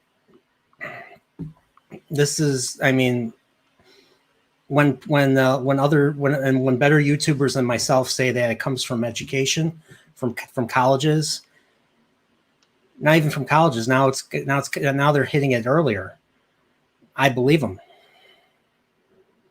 Oh, I mean, I could tell you that for a fact. I used to live in Florida, and when they had Sandy Hook, the one that happened in like more southern Florida, I want to say it was Sandy Hook. It happened on I think it was like on Valentine's Day or something like that. Parkland. Sandy Hook was the one, and Sandy Hook was the one with the kindergarten. That still breaks my heart. No, you're right. Parkland. You're right. Yeah. So when the Parkland is the one where we got to that. Where what's their names? What was that guy's name? David Hogg. That kid. And another kid. Yeah. That's where they sprouted up from. Was from that. That's right. From that no, shooting. You're right. Yeah, Parkland. Yeah. So I remember that's the high school that former Cubs first baseman Anthony Rizzo attended. Oh, that's right. Wow. Did not know that.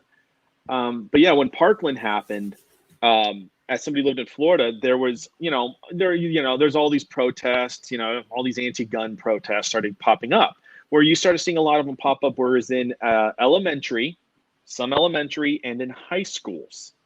And this one conservative YouTuber at the time, he actually went up to one of these high school students, says, hey, I'm a YouTuber and I'm doing interviews with people here. Can I ask you, why are you out here protesting? Well, we're protesting guns because they're deadly and all these other random reasons that you hear from like CNN or MSNBC. And he's like, okay, who taught you this stuff? Oh, my teacher did. Your teacher did? Yeah. Okay.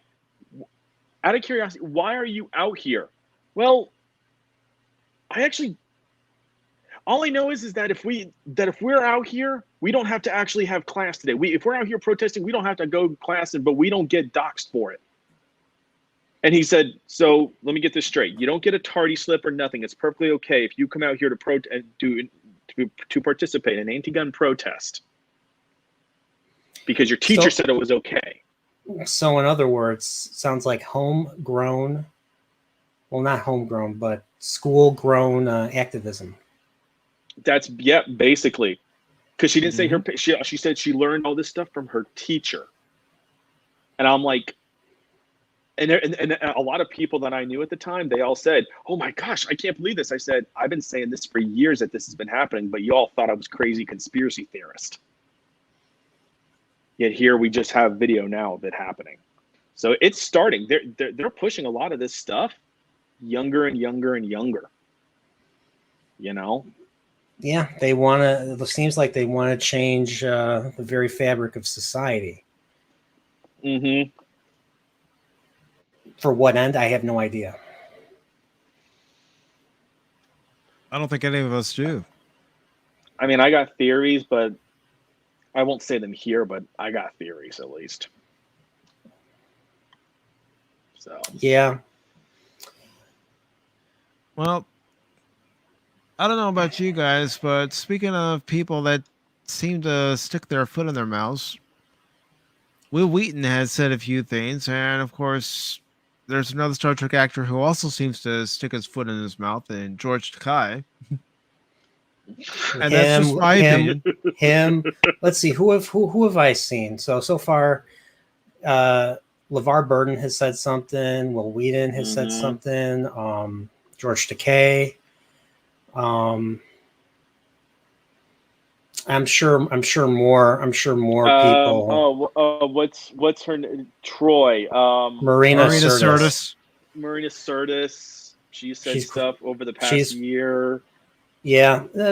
So in other words, but then again, that's kind of why it's really hard for me to want to revisit the Next Generation. But then at the same time, it wasn't. I mean, Star Trek: The Next Generation. Star Trek itself is bigger than the actors. Well, except for 3 actors, maybe.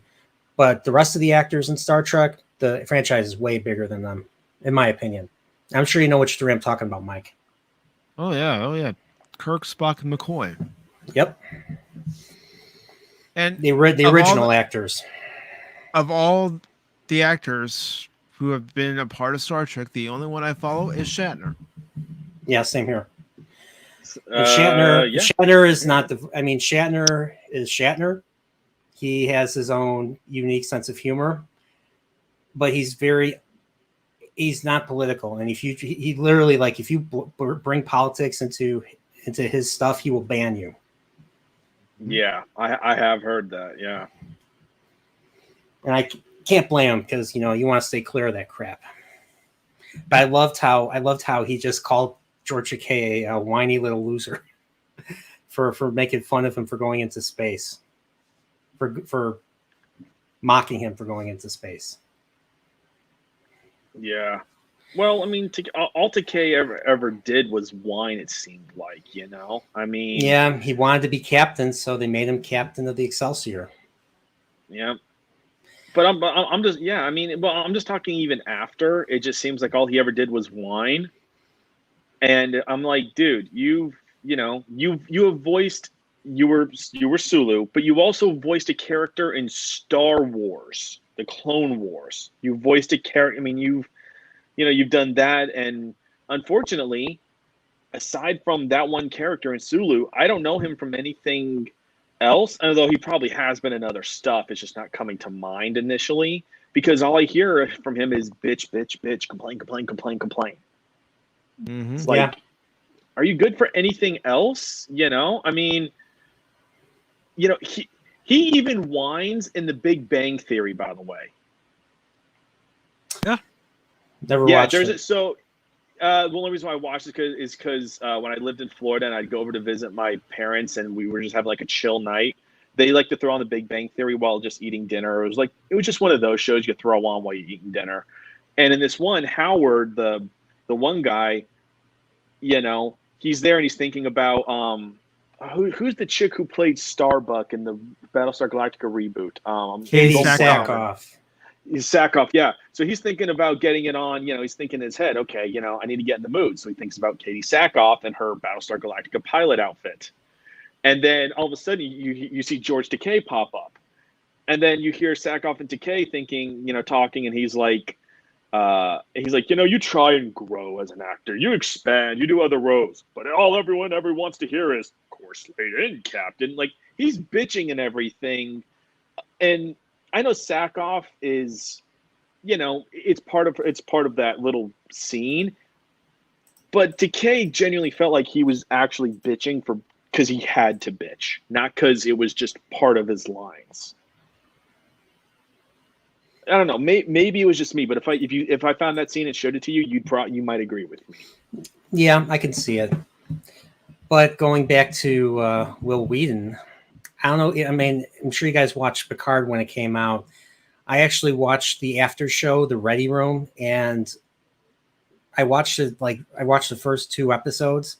I had to skip through it because I just couldn't stand to listen to Will Wheaton and his. I don't know how to I don't know how to describe it, like that weird I can't stand enthusiasm his he arrogance. has. Yeah, it's just like I'm like this is like as fake as my um fake as my Monopoly money, you know. I'm just like I'm like, is this guy really? I don't know how to explain it. It was pure cringe. It was pure cringe It for was me. cringe because of how phony he is. So I mean, when you have someone like Doomcock or someone like Nerdrotic who can get more views in the Ready Room, that should tell you something right then and there. I agree. Mm-hmm. You know, I mean, Yeah, they're losing. I mean, mainstream is losing their touch, and they're scared. They're scared because of us. Hence why they say all the hence why they say all these bad things. yep. And the thing is, they keep and with this whole Rittenhouse thing, they keep burying themselves in they keep burying themselves in misinformation, and people have to continually call them out because we're past the point now where we take actors seriously. They act like they're these big influencers. Yeah. But they can't influence a sheep. Yep. Well, it's like, and I remember, Pacific and Report, you probably remember the whole thing when there was Nerdrotic, Doomcock, Geeks and Gamers, and probably others. They were mocking all the whole Brie Larson, kind of trying to steal the limelight during the Endgame press tour. And there's that one interview where it's just Jeremy Renner and Brie Larson, and Jeremy Renner looks like he's like being slowly tortured to death by every word that she utters out of her mouth. And then there's one point where Brie Larson says, "Oh yeah, I use my fame to push all these causes and everything," and Jeremy Renner's like, "Yeah, actually, I don't use my fame to do anything." He's like, "I do my roles that I'm given. I do my work, and then I let my fame just be my fame. I don't use my fame to push any agenda or initiatives or causes." He's like, "That's not who I am." And I heard I heard he did something, or I forget, he said something that was unusual for an actor. Like, I forget what he did recently. I don't know if it has anything to do with that kid in Kenosha or something else. Only thing I remember hearing about with him was it was in regards to Hawkeye. Like, it was either more filming. It was something in regards to Hawkeye, and Jeremy Renner said, "No, I want more time with my family. So you either put this off, or it was something like that." Basically, like, "I want more time with my kids and family, and if you don't like it, well, then go find somebody else." It was regards to Hawkeye. That's all I remember. What it was is he was talking about his negotiations with Marvel, and he wanted to spend more time with his daughter since he and his wife were divorced. So he told Marvel, "You can either give me this time that I need with my daughter, or you can find someone else to play Hawkeye." Interesting. Okay.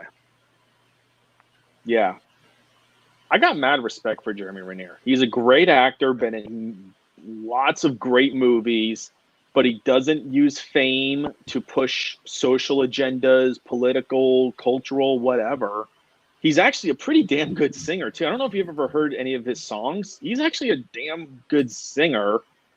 By the way, he's actually pretty good at archery, too. I've seen him in actual videos where he's just shooting a bow and arrow. He's actually pretty damn good, too. I mean, he just seems like your average, almost Joe Schmo who happens to be an actor and likes a private life. Like, Kind of like oh God, what's his face? Rick Star Moranis. Lord. No, I was going to say like Star Lord. Chris Pratt. Chris Pratt. I kept thinking I had Chris Evans in my head. Chris Pratt, kind of like Chris Pratt, but because Chris Pratt is more of a media darling, not by choice, you know. But that's how kind of Jeremy Renner is. He likes to live his own private life. That's how he wants it, you know. At least that's from what I've seen. I don't know. Maybe y'all have seen different. No, there are actors who would prefer a private life. I mean, Val Kilmer was one of them too. He would do his thing in Hollywood, but then when he wasn't filming anything, he'd rather be at home in New Mexico or wherever he lived during the time. And Is that why he was always so like really difficult to work with, especially in that what was it, that Island of Dr. Moreau movie that he did with Marlon Brando? I think that plays part of it, but I also think from watching part of his documentary on Amazon is that losing one of his brothers when he was young, I think that really had an effect on him because that brother was the one that was championing him to become an actor. And I see. Okay, I have to drop. So thanks for having me on. not a problem, Brian. Thank you for coming on, brother. All right. And I'll see you Tuesday. Take care. Later. That was the Nerdporial Life Form, everybody. If you haven't subscribed to his channel, please do. I will put his link up here in just a moment.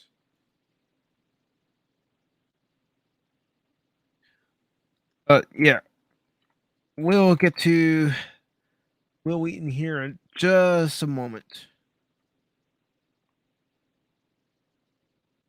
1 second while I get Nerdporial's link.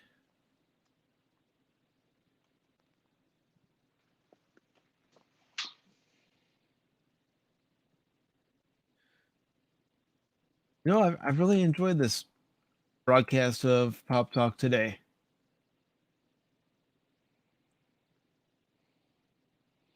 It's been a good one. Yeah. Yeah. Although the one thing I will say is that I don't know about you, but I'm almost kind of over talking about Dave Chappelle to a degree. Like, we all know what happened, and there's still a lot of butthurt people out there for the most pettiest of reasons. And it's like, we know they're not going to change. We know they're not. No matter how much we want them to change and how much we know they're wrong, they just won't change. So to me, it's kind of like, I don't know, like I don't like, what are your thoughts on that? Like, do you think the whole Dave Chappelle thing is just way too overblown? Like, It's in blown terms out of of like, proportion. It is yeah, I think way yeah. overblown.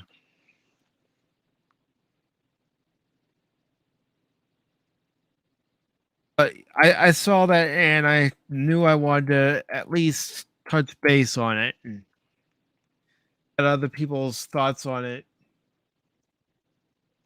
Because that's what I want to do for this program. You know, it's part of pop culture. Comedy has always been a part of pop culture in one way or another. And so whether Yeah, people like it or not, I am going to talk about it. I'm not going to get too yeah, political on it. And I'm not saying anything bad against you, brother. I'm just saying, you know, there are going to be people who are going to watch, you know, any of the streams, and I might say something they don't like, but they have to understand that's my opinion. They might hear something yeah, that you or anyone else on the panel says. They may not like it, but again, that's an opinion of an individual, and everybody has the right to their opinion. Right or wrong, doesn't right. matter. Everybody has a right to express themselves. Yeah, I agree with that. You know, I just, yeah, I mean, yeah, my whole thing is I'm just tired of seeing Dave Chappelle keep coming up in the news. It's like, look, what happened. Stop trying to stop trying to, stop trying to keep the corpse alive. Okay, it's dead. Stop trying to keep pumping air and blood into it, it's dead. The Dave Chappelle stories are, the whole thing was, yes, it was big when it first happened, but come on, news, move on. There's way more pressing stuff out there than Dave Chappelle. Sorry. Very true. You know, but no, I agree with you and everything, you know, like, I mean, and honestly, I mean, I think it's good that you bring up stuff you want to talk about and everything. And I mean, there's been topics that you've brought up where I'm like, I really don't have much to say on this. I might say a, you know, 1 minute long thing, maybe at most, and that'll be it, you know, because not everything needs to go be a 45-minute, hour and a half long discussion. You know, some things it's just quick, informative, boom, done. Yeah, well, that's why with some articles, especially as I've been doing this more and more, I might start reading some of the article, but I'm not going to read the whole thing. Right. I mean, I'll read enough to where we get the whole gist of what the article is talking about.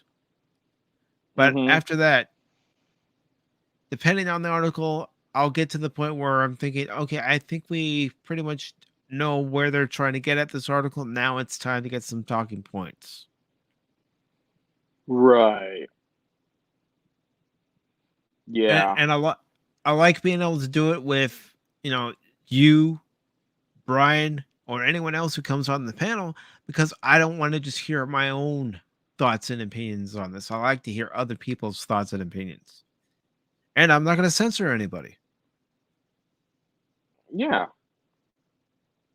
Yeah, no. I mean, I think it's good. I mean, that's the thing is that it's one thing if you're just informing people of news, like if all you're doing is saying, hey, here's the news for X, Y, and Z, and that's all you're doing, great. But if you're actually trying, if you're trying to do it kind of like how a news broadcast thing is, you know, you give your own 2 cents and everything, you know, each topic will last you maybe, what, 10 minutes, 15 tops, depending on how long the article is and getting out your thoughts. You know, 10, 15 minutes, you're done in an hour maybe, you know. But it's more fun if you've got other people to do it with, you know. Unless you're someone if you're someone like with like Gary, for example, who has like super chat, who has a massive chat and all these super chats and everything, where that kind of will keep a stream going for much longer, because that's kind of like almost like a co-host in a way. The chat is like the co-host in a way, you know. Yep. But if you're a smaller YouTuber, having a co-host usually helps broaden a discussion into better, into much more interesting conversations. I would say. Yeah, and you know, you never know where that conversation might take you. It might take you into a completely different topic. Yep. It's very true.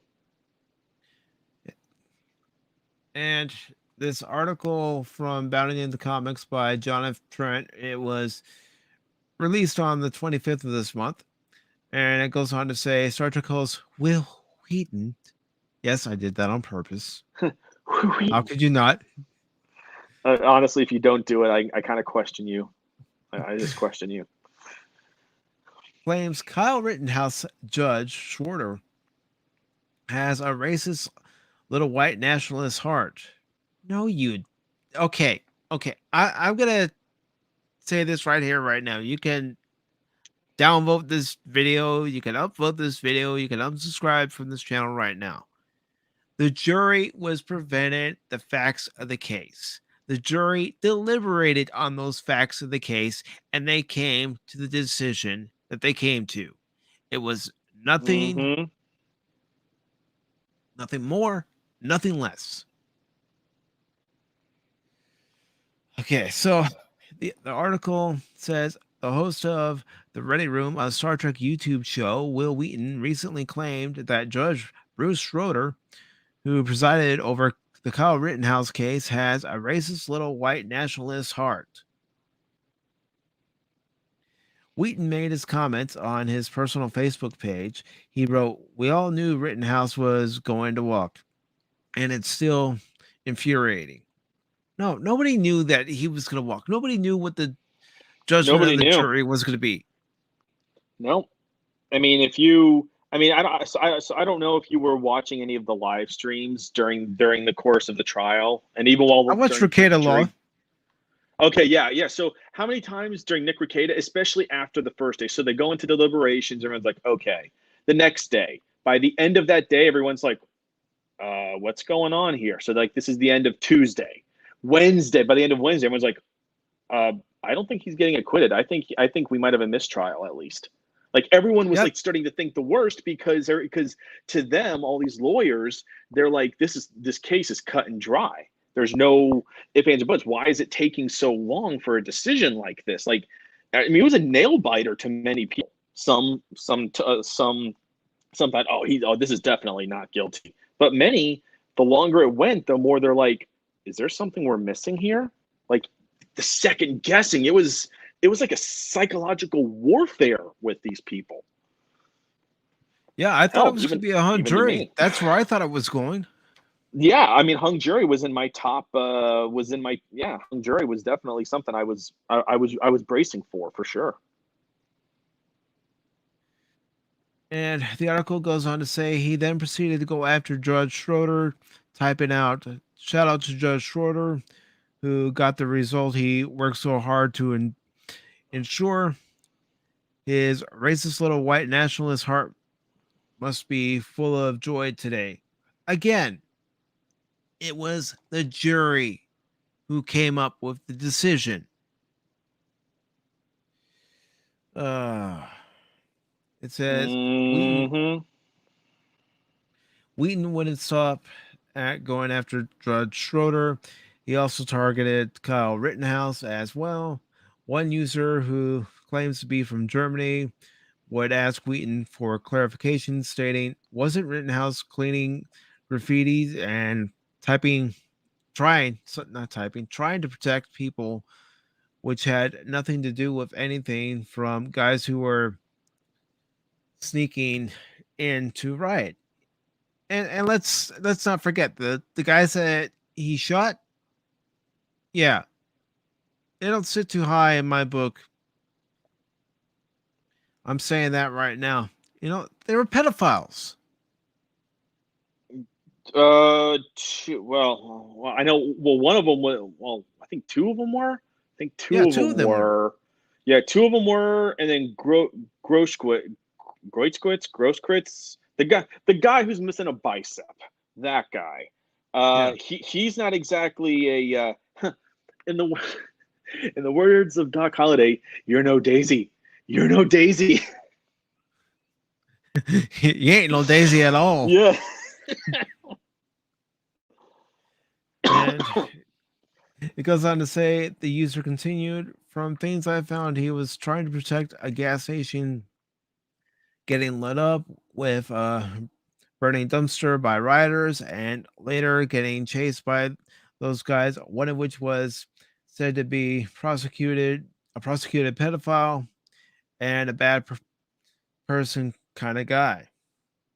Goes on to say he then asked, and one of the chasers, who later was a witness, confessed he had a gun pulled out on Rittenhouse, chasing him and pointing at him, which got the witness shot in the arm. And this confession and the lawyer asking dumb questions and some adamants, which got him yelled at by the judge without the jury in the room. Of course, I do not condone violence or something, but some sources say he was defending himself while helping people, and the only crime he was really guilty of was carrying a rifle, he added. And then there's a quote saying, please not get me wrong, I just want to understand, and maybe you can enlighten me about said facts, the user concluded. And of course, this is the name of the user. Don't harass this user. This user is just doing what all of us have every right to do, express themselves and give another point of view. You know, something Star Trek was always about. Presenting a story, giving you both sides, and letting you as a viewer decide, well, who was right and who was wrong. It says that Wheaton responded to this user by describing Kyle Rittenhouse as a murderer, something which he is not, as the jury found him not guilty of all charges. Wheaton wrote, "No, everything you're asking about is based on right-wing lies, deliberately spread to make this murderer more sympathetic." No, it's not a right or left thing. It's using common sense, using one's own mind, own brain to look at the facts that were presented to them in the case and try to make a decision based on those facts. Mm-hmm. And Wheaton says, I mean, you have been. Go ahead. Go ahead. I mean, so just so we're 100% crystal clear on this, and I'm not going to speak for you, Pacific, but I know I'm going to just speak for me. I believed with all the video evidence that was available at the time, like all the videos around social media and whatnot. When I looked at everything, I'm like, this is clear cut, self-defense. But I was still open-minded enough to be like, there could be other video evidence that shows that this was malicious, that he purposefully meant to, anything that was malicious that would have given him a guilty verdict in any way, shape, or form. I was still open-minded enough to say, you know what, let me see what the evidence shows. Even though I believe in my heart of hearts he's not guilty, there could be evidence that totally flips that around, and I'm like, holy shit, you're definitely fry him, put him in the electric chair, fry him. There could be that like one or two pieces of evidence. So even though I knew he was not guilty, I was still willing to be shown all the evidence that could change my mind. So I was still willing to have my mind changed if the evidence proved otherwise. I wasn't like stone-hearted in that. I don't know if Pacific was the same way, but this whole narrative just. I look at it like this. All the prosecution had to do was present their case convincing enough to the jury to where there could have been a guilty verdict. Mm-hmm. Yeah. And, Wheaton saying that this user has been misinformed. And, of course, about it in the comic says, however, it's actually Wheaton who is wrong about everything. Rittenhouse was indeed cleaning up graffiti. He was also protecting a number of car source lots. And while they aren't gas stations, they are car dealerships and appear to offer automotive services as well. It says, one of the men who assailed Rittenhouse and was then shot and killed by him in self-defense was Joseph Rosenbaum. Rosenbaum was indeed a convicted pedophile and a registered sex offender. Court documents obtained by Wisconsin right now showed that Rosenbaum was charged by a grand jury with 11 counts of child molestation and inappropriate sexual activity with children, including anal rape, masturbation, oral sex, and showing minors pornography. Oh, I mean, and thing is, that's not the first time I've heard all the charges and what he was accused of and everything and all that stuff. Just hearing it again,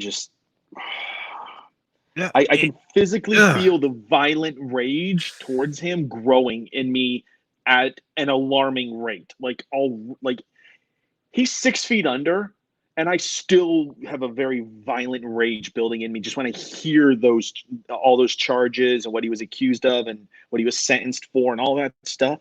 I still get violent rage, anger towards him just hearing it. It's disgusting. It's absolutely disgusting. Yep. And you know what? There are people that defend him. Yeah, there was a assistant professor at a university who was defended him, and then that person was told, "You're no longer working here," and I was surprised. I mean, yeah. Well, because this college that he was fired from is, so relaxed and not restrictive on the rules that I thought for sure he would still have a job just because of their bias.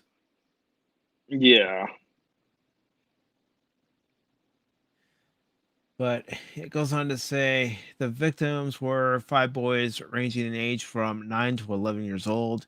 He was convicted of 2 amended counts as part of a plea deal, reported Wisconsin right now. And it goes on to say another one of Rittenhouse's assailants was Gage Grosskreutz, who testified under oath that Rittenhouse did not fire on him until he pulled his firearm on him and advanced on it. So again, Rittenhouse didn't fire on him. He only fired on him when he felt threatened because the other guy pulled his firearm and made a move on him. It says you can watch his testimony below, the part where he admits that Rittenhouse only fired on him after aimed. Yeah, fired on him after aimed. Yeah, see, they forgot to say he, so that's why it's throwing me off. His firearm at him and advanced on him begins around the 2-hour, 52-minute mark. But yeah, I saw this part, and as soon as I heard him admit it, I'm thinking, oh, come on. And, I saw it because I was watching Ricada Law, and even they were saying, okay, case is closed right there. Yeah. And it goes on to say, Judge Schroeder also disciplined the prosecutor, Thomas Bayer, for commenting on Rittenhouse post-arrest silence, which is afforded him under the Fifth Amendment to the United States Constitution. And of course, if you want to watch the exchange, it's all over on YouTube, and you can find it here on Bounding in the Comics. It says Wheaton would then respond to a user claiming hunting humans is a legal activity, I guess. Hunting non-white humans is A-okay, apparently.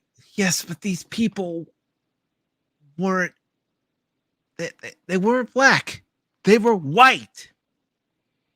But that's the thing, is because that's what the narrative, because this happened at a Black Lives Matter rally. Okay, because it happened at a Black Lives Matter rally, everyone, the narrative was, I think there was a poll I saw, and I think it was either 50 or 60% of Americans that are aware of the Kyle Rittenhouse thing think that he shot black people, 3 black guys, not 3 white guys.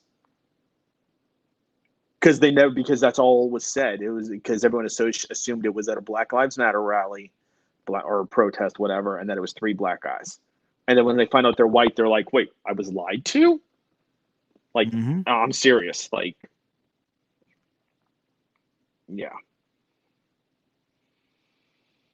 it's well, it's like when you hear people saying, white people need to do better, and it's coming from a white person. It's like, well, why don't you look at yourself in the mirror and speak for yourself before you speak for anyone else? Yeah. I mean, the way I look at it is that white people, we need to do better. Black people, every quote unquote racial group needs to get their head out of their asses and fix problems within their own circles. Stop worrying about each other's circles. Okay? Fix your own circles first. I mean, take the plank out of your own eye before you take the speck out of your brother's eye. Mm-hmm.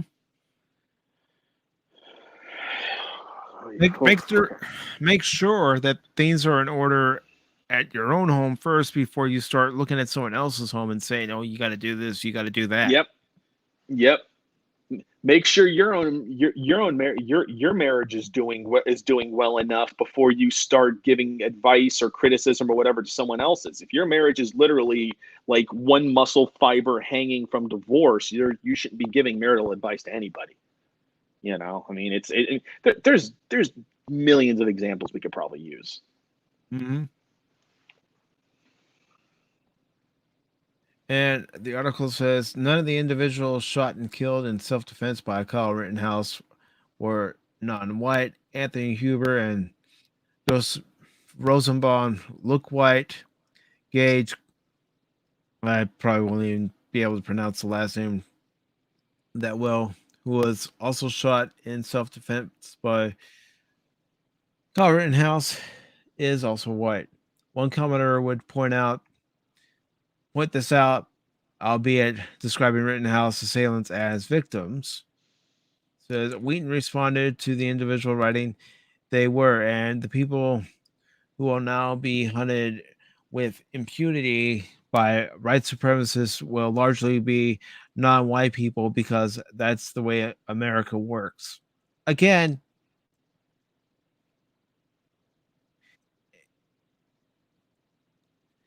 and this article says it's clear Will Wheaton is a disgusting individual who appears to knowingly lie to his followers. Well, of course, he's trying to stay relevant, so he's trying to jump on any bandwagon he can. But that's why there's one line from Next Generation that works so well. Shut up, Wesley. I mean, here's the thing: if you want to know how to treat Will Wheaton, watch the Family Guy episode where Stewie kidnaps the entire Next Generation crew. You'll quickly learn exactly how Will Wheaton should be treated, and that's all I'm going to say on that front. Yes. All right. One more article after this next one, and then I think we're going to wrap it up, brother. All right. All right. So, have you ever watched Sweeney Todd? Never had a desire to. Okay. I heard it was really good. It was just not something I was ever interested in. Well, I have, and I know of Stephen Sondheim because of my late mother and, of course, my sister, because they were both into Broadway musicals and everything. So, I would hear it throughout the house. And so that's how I'm familiar with him. And I will admit there are some Broadway shows I don't mind watching, but my sister knows and my mom knew that Broadway just wasn't something I was going to gravitate to. It's like, yeah, this show's pretty good. I'd watch it if, you had tickets and you wanted me to go, but it's not something I'd have to do right away. And it's how they would feel about, going to a baseball game or, a Star Trek convention. It's something they would do if I wanted them to come with me, but it's not something that would be on the top of their list. Although my mom and I did enjoy going to our occasional baseball game together. Yeah. Just because, we got to sit there and talk as we're watching the game. But anyways, this article comes out of Variety, and it's by Richard Natalie. And it says Stephen Sondheim, the dominant voice in American musical theater in the second half of the 20th century and the composer with the most Tony Awards, has died. He was 91. The Broadway icon died Friday, November 26th at his home in Roxbury, Connecticut. He was 91. Says his shows, from the comedic A Funny Thing Happened on the Way to the Forum, to the groundbreaking Company, to the operatic Sweeney Todd, to the experimental Pacific overtures, transformed the Broadway musical stage, influencing and advancing the medium. Sondheim, and a protege of Oscar Hammerstein, slowly moved away from that melodic tradition to incorporate complex dissonant themes and structures of the 20th century classical music into his works. It says, though he never achieved popular success on the order of Andrew Lloyd Webber, Sondheim altered and broadened the boundaries of American musical theater with great daring and aplomb, basing his tuners on such disparate sources as The Ancient Roman Playwright Plautus, A Funny Thing, a film by uh, Igmar Burton. I just had to look at that for a second. Uh, Little Night Music and American Political Assassins. And while his critics claimed his songs lacked the whistle ability factor of Richard Rodgers or even Lloyd Webber, his musicals continued to be revived, reappreciated, and reappraised over the decades. Goes on to say, no one could deny Sondheim's abilities as a lyricist. In that realm, he easily rivaled the great Cole Porter. His talent evident from his early collaborations with Leonard Bernstein, West Side Story, and Jules Stein, Gypsy, became even more pronounced and sophisticated as he grew as a composer and conceiver of musical projects. Many of his musicals were sardonic and downbeat. Company dealt with a single man who encounters with his married friends were less than encouraging. Follies with the illusions of show business versus real life. And of course, Sweeney Todd was about a barber who killed his clients and baked them in pies. Such material was not always a mass audience taste, but critics and musical theater devotees thrilled to it. Sondheim won countless Tonys, but more importantly, paved the way for musicals that dealt with sophisticated subject matter as directly as any straight drama.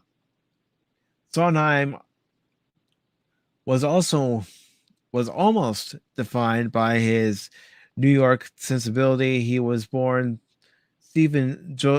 Joshua Sondheim in Manhattan into a middle class family and sent off to a military school after his parents' divorce.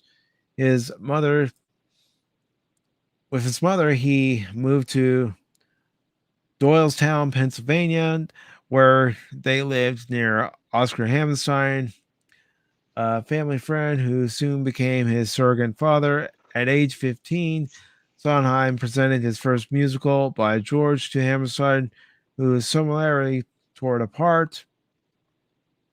I learned more about songwriting and the musical theater that afternoon than most people learn in a lifetime. He later recalled Sondheim worked as an assistant on Hammerstein's musicals Allegro, South Pacific, and The Keenan Eye. After finishing the George School, he attended Williams College, where he graduated magna cum laude in 1950 and earned a Hutchinson Prize to study music and composition, which he did with composer Milton Babbitt. Sondheim's Broadway debut came in 1953 with the musical Saturday Night, for which he wrote the music and lyrics, but the producer died suddenly, so too did its financial backing. Sondheim briefly earned a living in Hollywood as a telescripter for the series Topper. He also wrote the incidental music to such plays as Girls of Summer and Invitation to a March. Through Arthur Lawrence, I don't know, hoping I'm saying that right, Sondheim was introduced to Bernstein, who afforded him the opportunity to write the lyrics for his musical updating of Romeo and Juliet called West Side Story. Though he disparaged his work on the musical later, it launched Sondheim on his career. He was to have written the music as well as the lyrics for Laureate's Gypsy, but star Ethel Merman demanded that Jules Stein be brought in to write the music. Sondheim's brilliant lyrics and Stein's score transformed the tale of stripper Gypsy Rose Lee into many. Okay. Leighton years consider of great musicals all time. Sondheim also contributed some lyrics to Bernstein's Candid. So I will go ahead and post this link to this article because I'm not going to read the whole thing. But for anybody who has ever watched a Broadway show or has seen anything that Sondheim was a part of, my condolences to you on the loss of someone who really seemed to be very impactful in his line of work for, Broadway shows, Broadway musicals, because there are people who enjoy Broadway, and, Broadway's been around for many years. Okay, this is our last article, brother. All right. I want to hear your thoughts on this, just based on the headline alone. It sounds like you're saying, brother, I need you to brace yourself for a possible brain aneurysm. I am. So should I just say I hate you now or later? You don't have to hate me, brother, but I mean, you're telling me brace myself for a brain aneurysm. I mean, in what world should I be like, oh, goody goody gumdrops? whatever role do you want to be a part of? That's not exactly a reassuring answer. Sorry.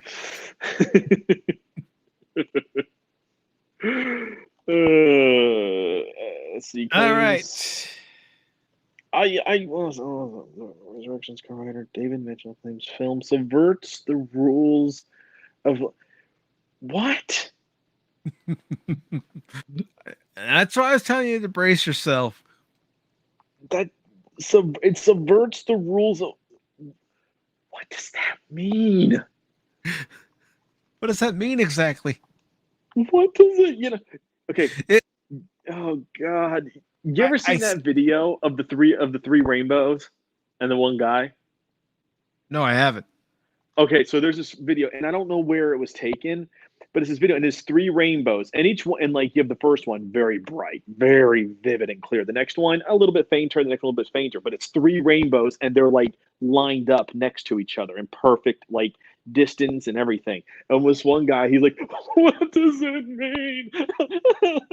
Oh my God, it's so beautiful, but what does it mean? This is not natural. It has to mean something. What does it mean?" And he's just bawling and he keeps asking, what does it mean?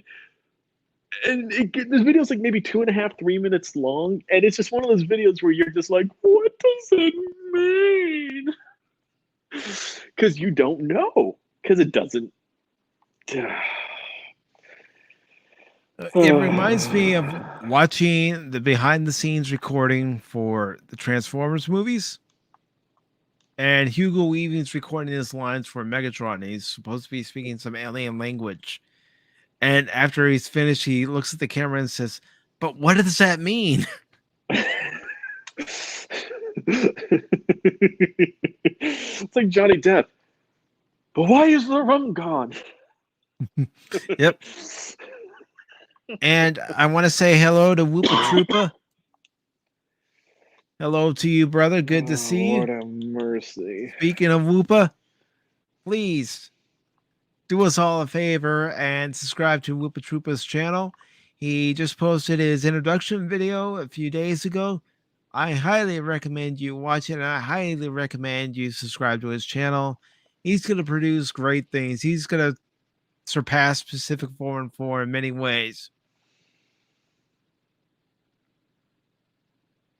So please subscribe to his channel. I'll even put the link to his channel in the chat.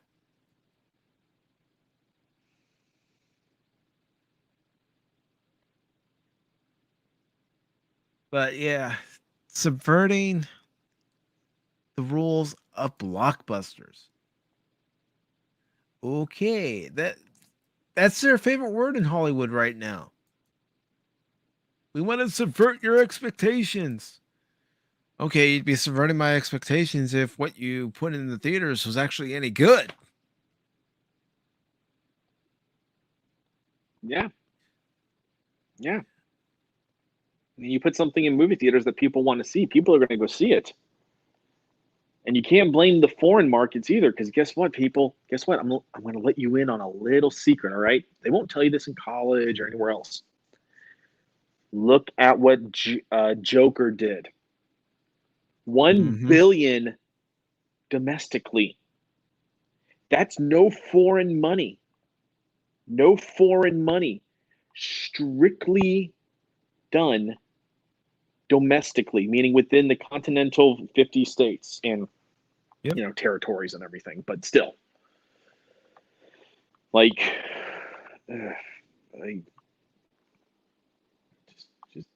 just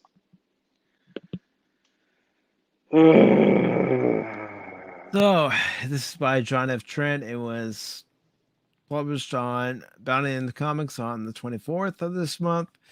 It says The Matrix Resurrections co-writer David Mitchell is beginning to make the press rounds promoting the upcoming film, and in a recent interview, he claims the film subverts the rules of blockbusters. Okay, the choice is yours: red pill or blue pill. Before I continue, it subverts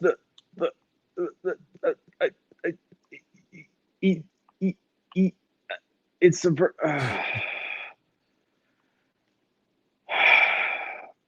Continue. I'm just. So you're just gonna go, screw it. I'm taking both pills. Let's see what happens. You know where it says here? Hey, it's like here. You have the red pill or the blue pill. I'm taking the screw you all pill because because this doesn't make any damn sense pill. That's the pill I'm taking right now. Anyways, make sure I'm not skipping any part of it. No, I'm not.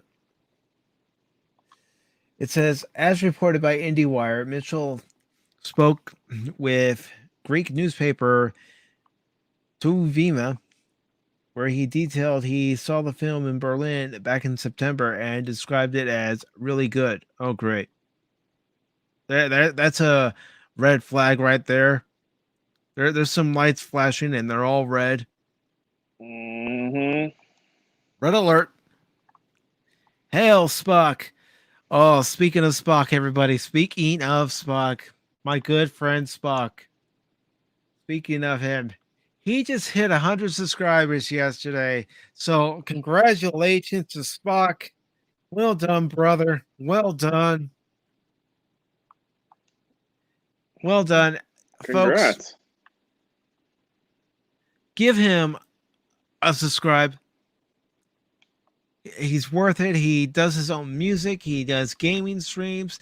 He does a weekly Trek Talk where he talks about Star Trek, where he talks about Orville, and I'm sure he'll be talking about other subjects too. And he also does a weekly Star Trek Online stream every Friday at 9 o'clock Eastern, 6 p.m. Pacific. And also his Trek Talks are usually at 9 p.m. Eastern, 6 p.m. Pacific. I don't know if he's going to be doing it, on Wednesday this week. I know he's going to be doing his 100 subscribers stream tomorrow. So please tune in for that. Again, let me put the link to his channel on screen here in just a bit.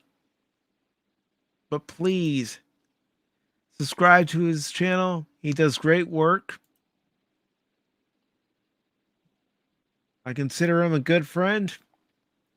He's really helped me, and that's what this community is about, helping each other. So there you are, folks. Oh crap. I actually hit the wrong one. One second. Blame the operator. Blame the operator.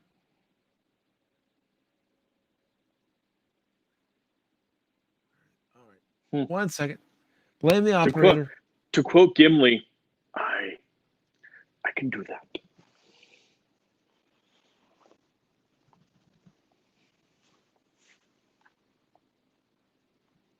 Nobody said I'm perfect. I don't think I'm perfect. You know what? None of us are perfect. And I'm okay with this. I'm okay with this. Well, Spock's Vulcan, so he's pretty much as perfect as you're gonna get. No, no, no, no, no. Strong disagreement from my co-host here. No. Vulcans, no. I'm sorry. In order for you to be perfect, you got to show a little bit more emotion in my mind. Not that I don't hate Vulcans. I'm just saying. I mean, if you're perfect, it means that you're showing the perfection in all forms, including emotion. That means actually actively showing it regularly too. But again, I'm not hating. So There you are for anyone who happens to tune in live or watch the replay. There's the link.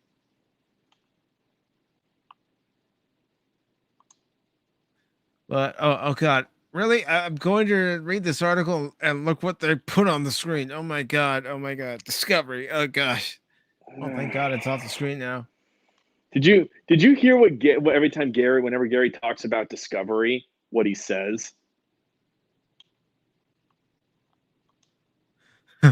uh, He says, and I quote, yeah, there's this big anomaly, and it's like rampaging through the galaxy. And I'm not gonna lie, I'm rooting for the anomaly right now.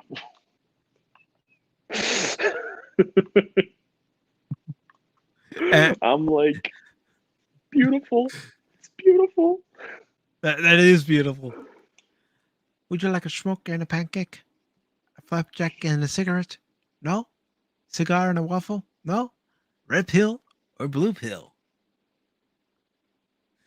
Smoke and a pancake, flapjack and a cigarette, no cigar and waffle. Okay, I'm not gonna lie, the cigar and waffle actually does sound pretty good. And that's actually a joke that was used in Austin Powers Goldmember. It has been forever since I have seen Goldmember, so yeah. It just doesn't come to mind right off the top of my head because, like I said, I haven't seen that. I haven't seen any of them in forever. I need to buy the trilogy.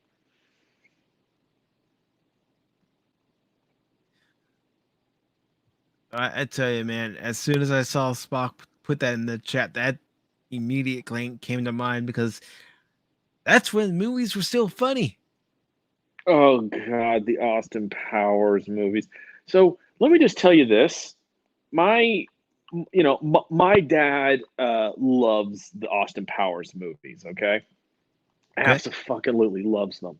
Well, he got some friends to watch Austin Powers, so they watched the first one, and and again, I wasn't old enough to watch it. You know, my parents, being very conservative and everything, and especially when it comes to uh, movies and TV, especially, they didn't let me watch that stuff.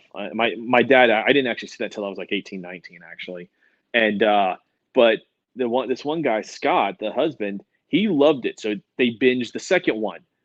They went the moment that the third one was out in theaters. They're like, wait, it's out in theaters? What time? So, and this is when, by the way, for those of you who are young enough and don't know this, they used to have the movie theater times in the newspaper. And if you wanted to get the movie times, you went to the newspaper. Or if your theater was big enough, you would actually call an automated number that they would update weekly with the movies and the movie times. But not every theater had that. So if you had like a smaller theater or a dollar theater, you had to go to the newspaper to get your movie time. So we go open the newspaper and we go and they see, oh, it's like this. Well, what are we gonna do with the kids? Okay, well, hold on a second. Let's see if there's any movies that they would want to see. And it just so happens that Master of Disguise was out at the same time. So me, my brothers, and their two sons, we all went and saw Master of Disguise while they went and saw Harry Potter. While they went and saw Austin Powers Goldmember. And there were so many sexual jokes that I didn't know they were sexual jokes at the time, but now I know they were. There were so many sexual jokes going on between both couples. It was Mhm. like, I'm like, okay, wow. Like, if anyone ever says, by the way, that Christians can't joke around and have fun, oh, oh, oh, you have not been in some of the conversations I have heard.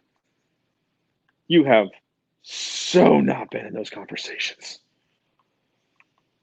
Yeah. Anyway, sorry. That was a bit of a mindless rant. That's okay, Sonny, because I do remember looking in the newspaper for movie times and show times. And sometimes you would have, depending on the area, more than one movie theater listed. So you were checking to see if the movie you wanted to watch was playing at a theater that your parents would be willing to drive to. Or they tell you, walk.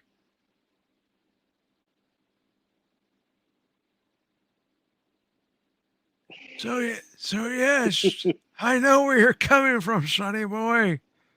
I also Yeah. remember records and cassette tapes and Oh, I eight remember cassette track. tapes. Yeah. Okay, 8-track, no. Cassette, yes. That's right, 8-track.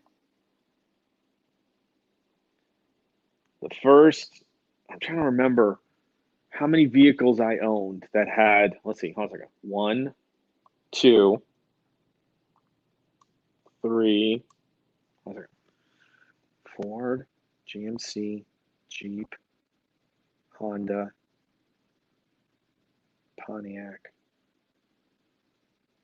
So up until my first 5 vehicles, they all had cassette players.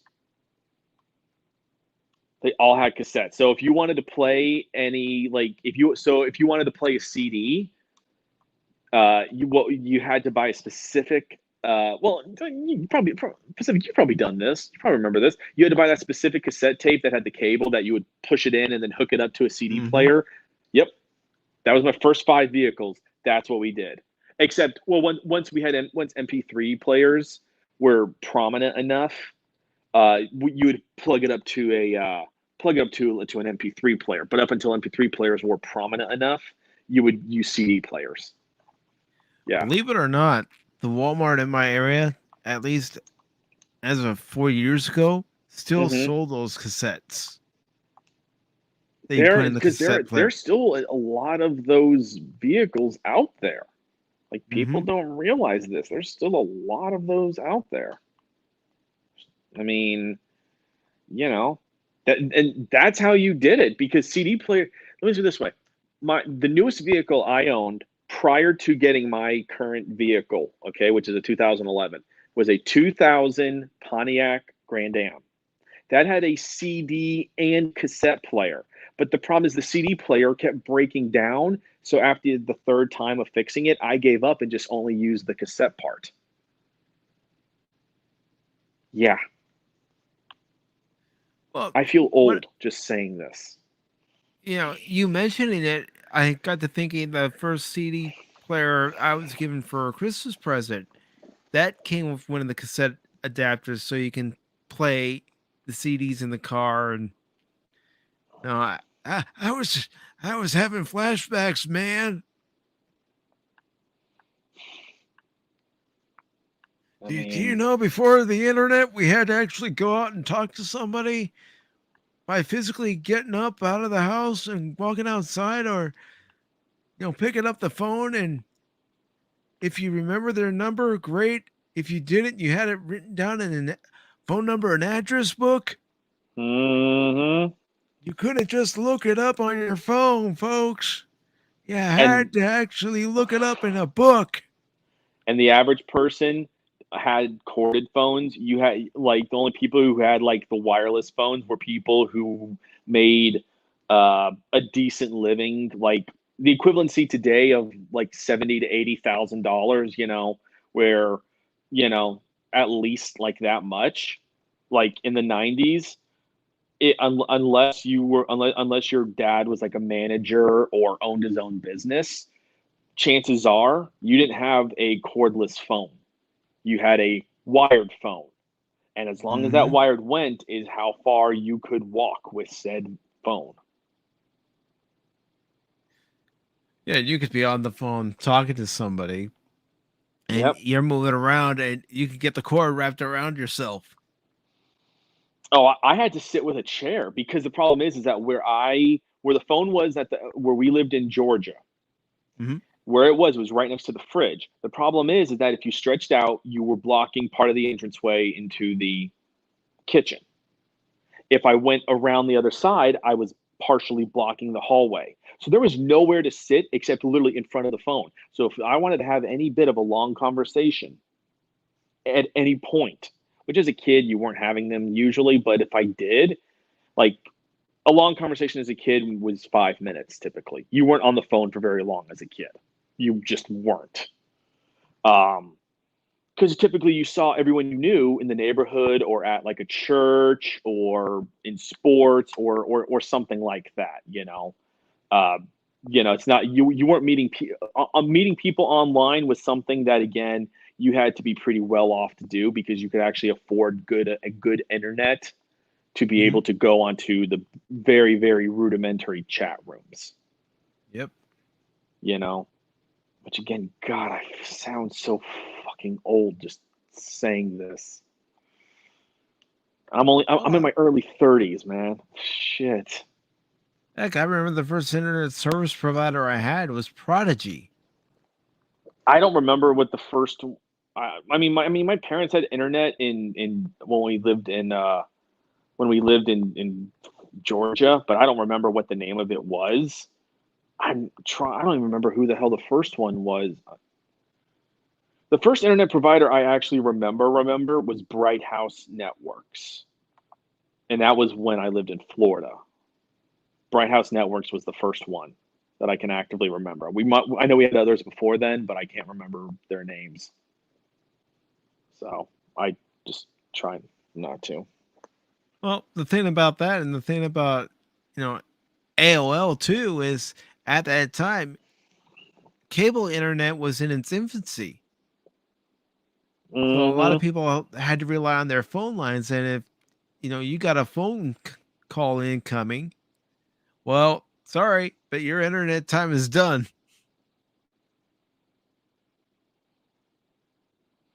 And it's like your parents would say, okay, you can go on the internet, but I need to have the phone available from this time to this time because I'm expecting an important call. Oh, I got a story.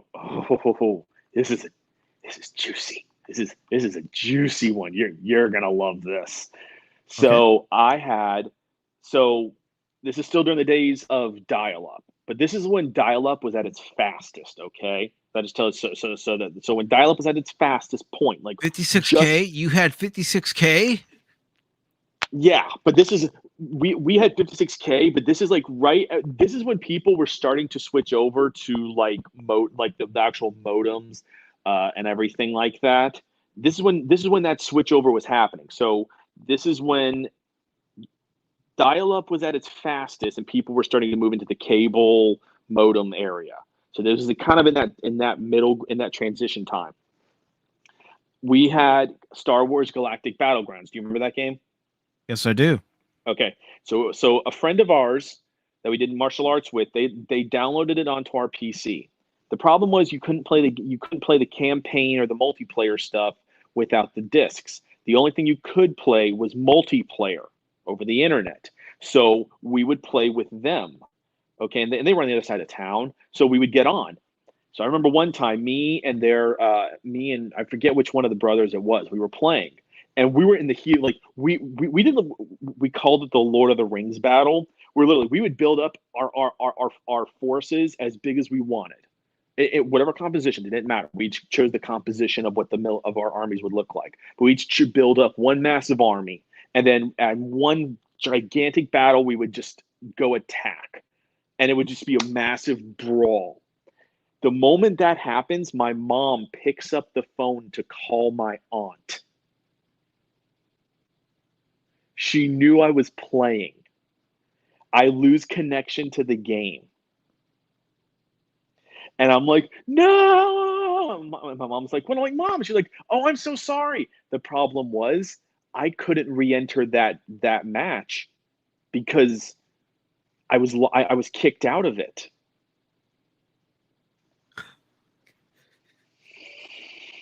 Yeah, yeah, yeah, yep, yep. When you could, Anybody who's old enough, man, you got stories. yeah, that's right. Us old timers, we do have stories. And you know, it's kind of relevant to this story because The Matrix did come out in the late '90s, so dial up was still a thing. Yep. Oh, God. I remember when The Matrix first came out. And I remember my family watched it, and I asked my mom, "Hey, mom, when can I see The Matrix?" It's like, "Oh, that movie's too. It's not godly. It's too violent for you. No. I don't know if you'll ever be allowed to watch it."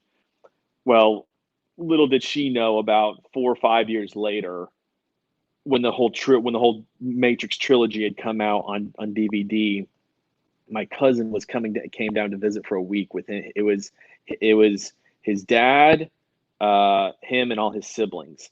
They come over. So he and I, on a little portable DVD player. This is when they had those, a little portable DVD player where it was like, what was it? Maybe like a 10-inch by 6-inch screen.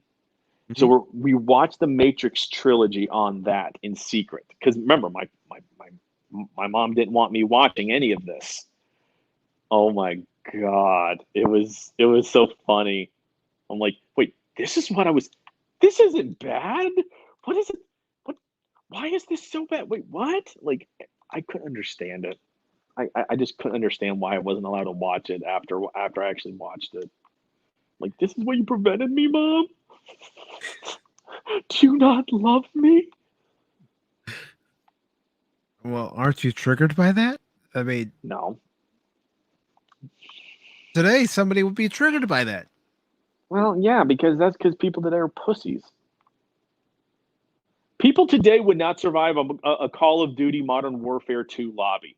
I stand by Jeremy of Geeks and Gamers with that, and I will He's right. fight to the death on that hill.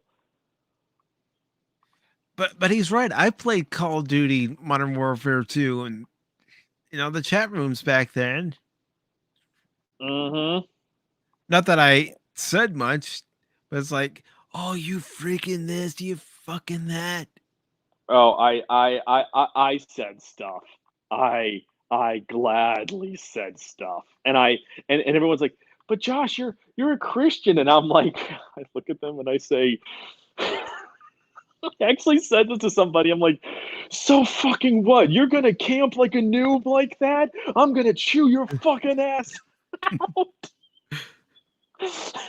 And they're like, you're taking this game too seriously. I'm like, I was on a roll. I was gonna have the perfect game. I was on my way to get a nuke. Then that fucking retard had to camp there like a little bitch. Oh, I went off on a tirade. It was glorious. Another game I had the same experience with was Battlefield 1943. It was a download only on PS3. And it gave you ground combat. It also gave you air combat. And I can remember several times going, you son of a bitch. Because just like in Call of Duty, there were people that would just camp around on the ground missions, and they would sit there and they would wait for somebody to come by and pop. Mm-hmm. Yep. Yeah, the only thing I was good at in that game was flying my aircraft. Ground combat, I was pretty much open season.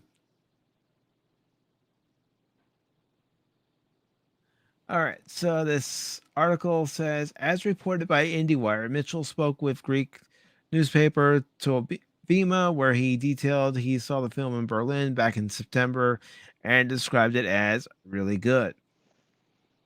Mitchell then went on to provide some details about the film, saying, I cannot tell you what this film is about, but I could explain what it is not. It's certainly not yet one more sequel, but something autonomous that contains the three Matrix that preceded, and it really ingenious way. So I kind of take that as him saying that it might actually erase some elements of the three films. I might be wrong. Well, I mean, so That so spoiler, by the way, for anyone who has not seen the trailer. All right, I'm giving you a couple seconds here. Okay. All right, you had your chance. Trinity's alive somehow. Remember, because she died in the third movie. she I was gonna say she died in the third movie. I went with a friend to see the third movie and she died. Yeah. So how the fuck is she in this? Realistically, she can't be in this. She can't be. That's why this movie doesn't make a damn bit of sense. Now, here's the thing, and I will give them this, okay? And so just take this with a grain of salt, as Doomcock likes to put it. But they did leave it open because remember, with Neo, we last saw Neo, it looked like he was dead. But he kind of wasn't. He was kind of in this gray zone that nobody really knew kind of where, like, what state he was in. But the last thing we saw of Neo when he was being carried away, we saw the Matrix as when Neo saw the Matrix, like with all the green, the green, or it was like black, but like glowing green with all like the coding and everything like that. That was the last shot we saw. And that's exactly how Neo saw the Matrix.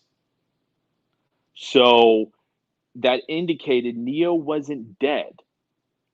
Yep. But he wasn't like alive. You didn't exactly know what was going on with him. So they very much left it open-ended.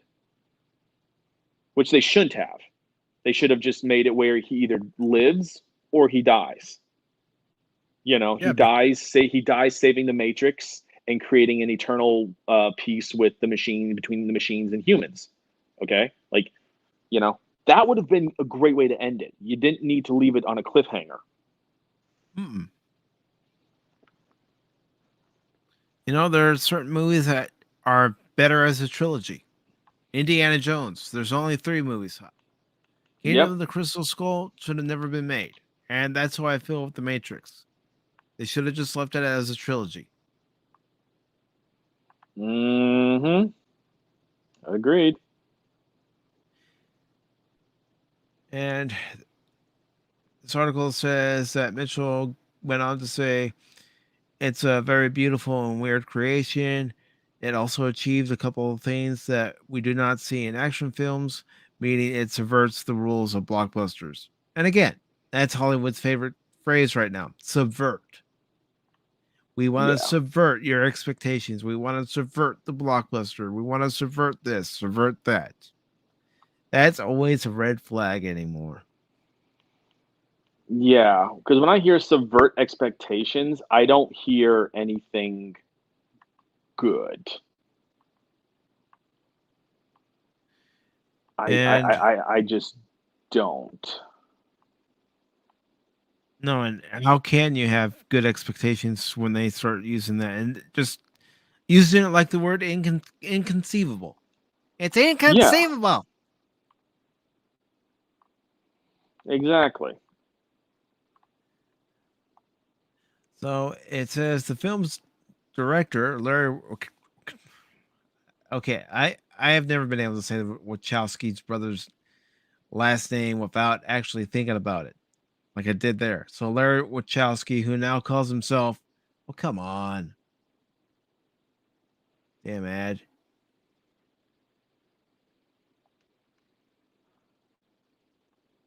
And there's no X for me to click to get rid of it. Yeah. Okay, so I hate that shit. Larry Wachowski, who now calls himself Lana, also revealed that what Keanu Reeves' reaction to the film was back in September. As noted by Cinema Blend, Wachowski said, "We showed the film to Keanu and he was really blown away by it. And he said something that was typically Keanu, where it's incredibly insightful and he's sort of sitting there. And you don't expect some incredible revelation to come out of him at that moment. Like casual brilliance just kind of rolls off Keanu. The director then stated, and then he was just sitting there and he goes, 20 years ago, you told a story in which you described the coming 20 years and the problems of the nature of digital virtual life and how it was going to impact us and how we think about it, and gave us a frame to be able to think about it and talk about it. And you took the same character and the same stories and the same stuff, and somehow you made it about the next 20 years. And he was like, how did you do that?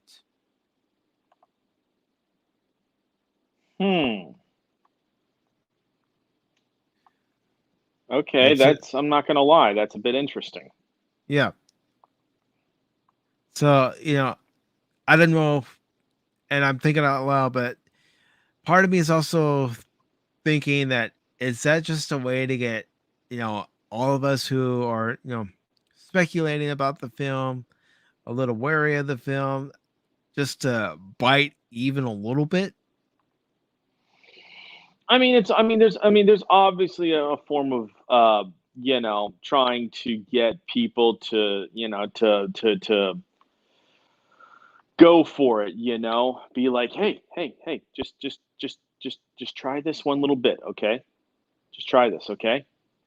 You won't regret it kind of mentality, just hear what we have to say, the old salesman tactic, oh, come on, Mhm. just give me 5 minutes, just 5 minutes, that's all I'm asking for, you know I the thing is that with Keanu Reeves liking this movie, that is a bit surprising to me, because not every actor enjoys the movie that they're the star in. Mm-mm. But the fact he liked it, and it wasn't just he liked it. He's like, wow, you guys really predicted the next 20 years in terms of how digital and everything like that was going to go, to a degree, obviously. Yeah. Um, he's like, but this is like something where you're going even deeper into the next 20 years of it all. And I don't know, to me, I mean, if Keanu Reeves is blown away by it and everything, and it's not, remember, it's not a social justice message, where they're like, the Matrix is about, what was it, gay rights, or it was something like that. I can't remember exactly what, the whole supposedly hidden messages and everything were in the Matrix trilogy. But if he's like, wow, you guys are actively predicting the future and whatnot, I don't think Keanu would be saying that just for shits and giggles. Remember, Keanu's not that kind of person to No. just, So if he's saying this, I have to believe that he's saying it with the intent that he genuinely loved the movie. I mean, plus you look at how long it took for them to make a third Bill and Ted's movie because Keanu wanted to put his character in the rearview mirror. Mm-hmm. He wanted to put Ted Theodore Logan in the rearview mirror, but then he came back and they finally did a third Bill and Ted movie. Yeah. So Yeah. that says something too. Honestly, the only way we'll know if it's good or not is by actively watching it. Yeah. And here's the thing. I want to see it for the sole purpose of, I want to know why the fuck Trinity is still alive. Yeah. Like, is she, like, if she is not dead, then where the hell has she been? Was her consciousness saved in the Matrix? Possibly. Like, which, again, it's very possible, but it's just, to me, it's like one of those things where it's like, you got some explaining to do here, and you better do this pretty damn well. Like, you get one viewing out of me. In one viewing, if you do not, I'm not saying you got to blow me off my feet, but if you don't give me some damn answers, I will rip this movie a new asshole in so many different directions. It's going to be a disaster for you. Like, Mm-hmm.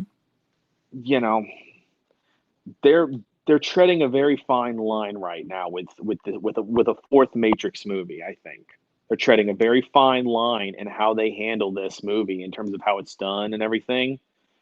It's going to be a big deciding factor for its popularity.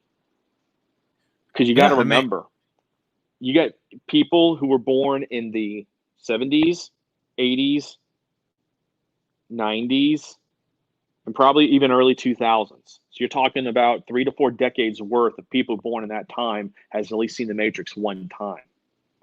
Mm-hmm. And there's a lot of Matrix fans out there. So you have to deliver. You have to, considering nobody wanted a fourth movie. I'm gonna watch it and I'll give my initial thoughts. It probably won't be your typical review. It'll just probably be my initial thoughts and reaction, but I'll watch it. Yeah. I mean, honestly, what I might do is I might do what I do with I mean, it's going to be very hard to do. It's going to be very hard to do this. I got to find a way. Is see it twice. Once, get that initial shock factor out. The second time, make notes. And if I can't make physical notes, which I probably could. I mean, here's the thing. If I see it at a time where I know there's probably not going to be a lot of people, and I sit in the most obscure place, and I bring the brightness so fucking low on my phone to where you can't even see me really, I can still do notes. So I might do that. So I might do, because this is a movie I'm definitely going to want to do a review for. Me at least. I mean, I don't know about you, but I know for me at least. Yeah, I mean, but here's something I was just thinking about it when you were saying that. You could go watch it in the theater the first time. And then for the second time, I don't know if you have HBO Max, but the second time, watch it on HBO Max, and that way you can take your notes. Wait, is it going to be on HBO Max? Yes, according to the poster. Oh, so okay? So do you know what I'll do then? I will go see it in theaters, so that because that way I get the whole theater experience, the shock factor, everything there in a theater, and then probably the next day is when I'll rewatch it on HBO Max. I don't have HBO Max, although I have been thinking about getting it again, because surprisingly, I use HBO Max for a lot of stuff.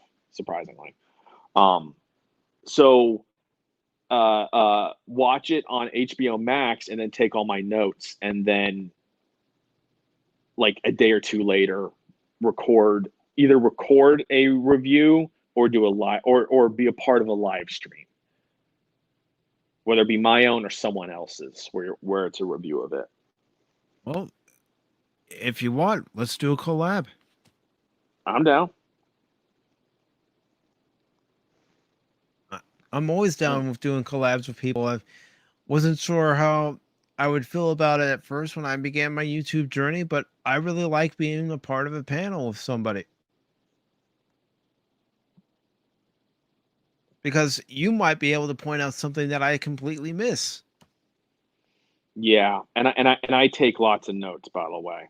That is one thing I can do, is I can take a lot of notes. So.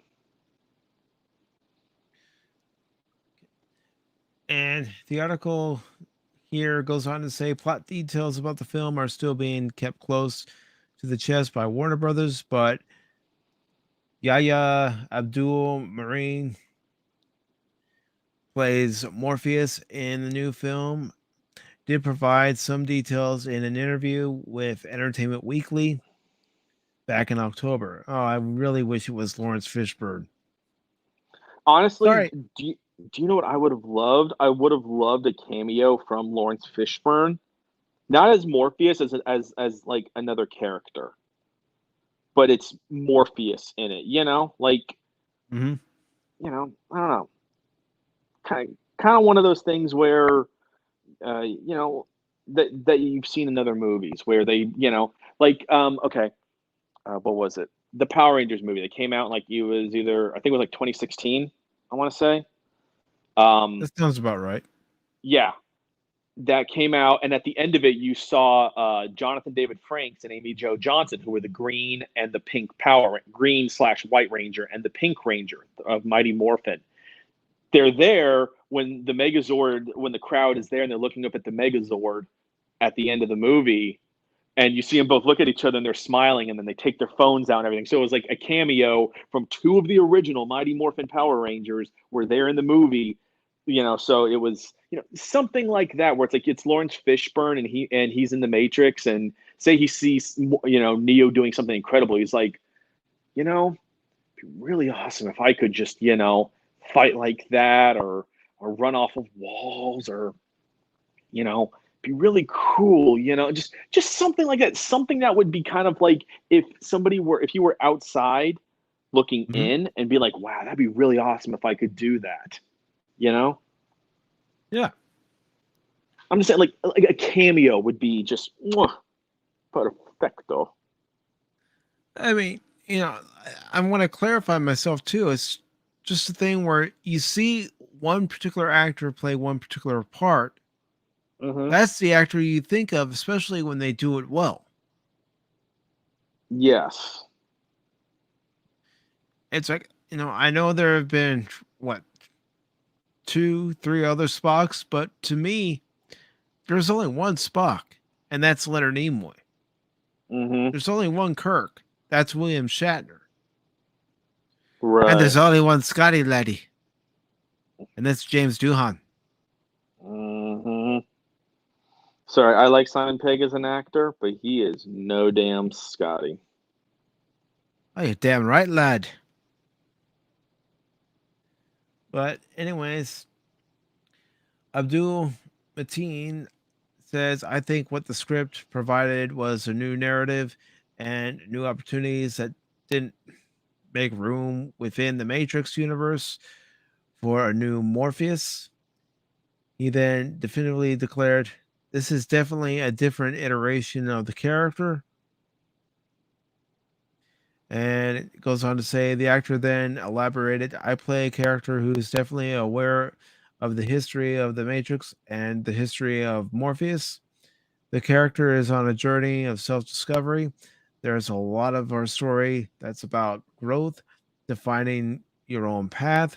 Morpheus isn't exempt from that. Goes on to say, he further noted, what the viewers will come to understand is that there are many rules of the Matrix. Age, appearance, and things we identify as real can be manipulated in that world. The Matrix is where anything is possible.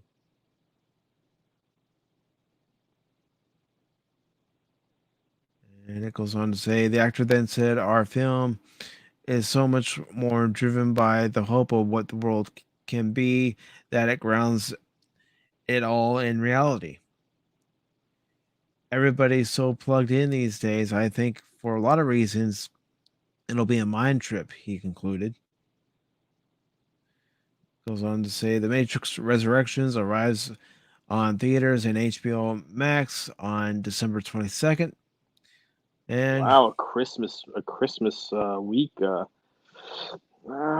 That's wait, December 22nd. When the fuck is Christmas? it's on a Saturday.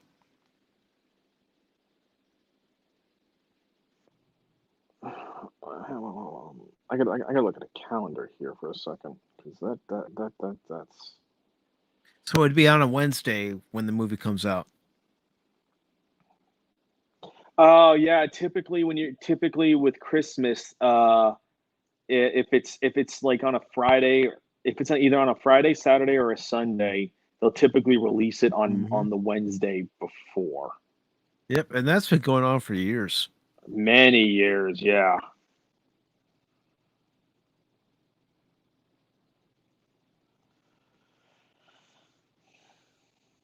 But yeah, I mean, I'll definitely give it a shot. I know my sister was talking about seeing the remake of West Side Story. I don't know when she's going to see it, but if she's going to see that, maybe I'll go and watch The Matrix.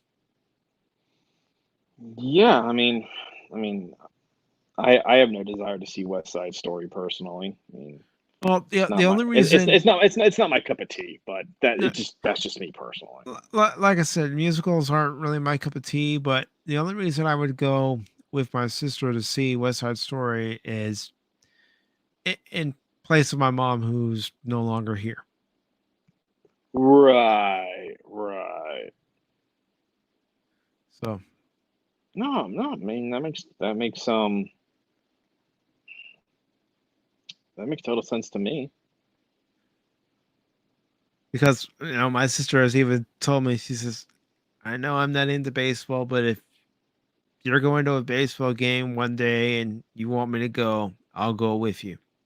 She'd rather do a baseball game than a convention. That's awesome.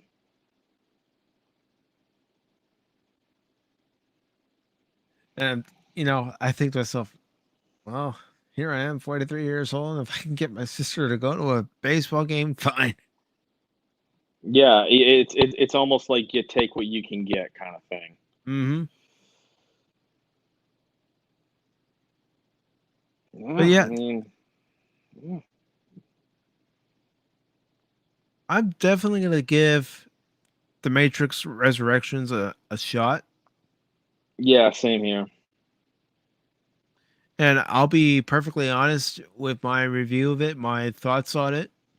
I'm not going to just record a video or do a live stream going, oh, that was amazing. Well, inside my head, I'm going, oh, that was a load of crap. I'm not going to shill. Yeah. I mean, honestly, I mean, that's how I'm gonna be. I mean, here's the thing. I mean, I'm gonna be flat out honest when I see it. Like when I get my review, I'm gonna say, look, the movie was a total and complete piece of shit. And if it's not a piece of shit, I will point out where it was a piece of shit and where I thought it was good. Now, obviously, this is obviously just my opinion now. But I mean, I'm going to be flat up honest when I when I give it. Mm-hmm. So, which I think is fair. Some people tend to be more brutal than others when it comes to film reviews.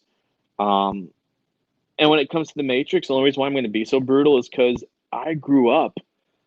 I mean, I remember seeing. I remember seeing seeing them. I mean, I still watch them to this day. So, it's one of those things where this movie better deliver, because this fueled some of my creativity in my head to a degree growing up. And, the So, reason why you still watch them is because of how good they were. exactly, yeah. A lot of movies try to be good, but they just can't do it.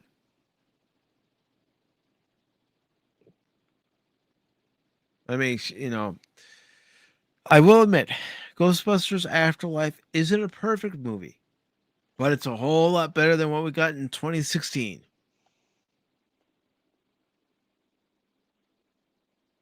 And if you haven't seen it, go see it.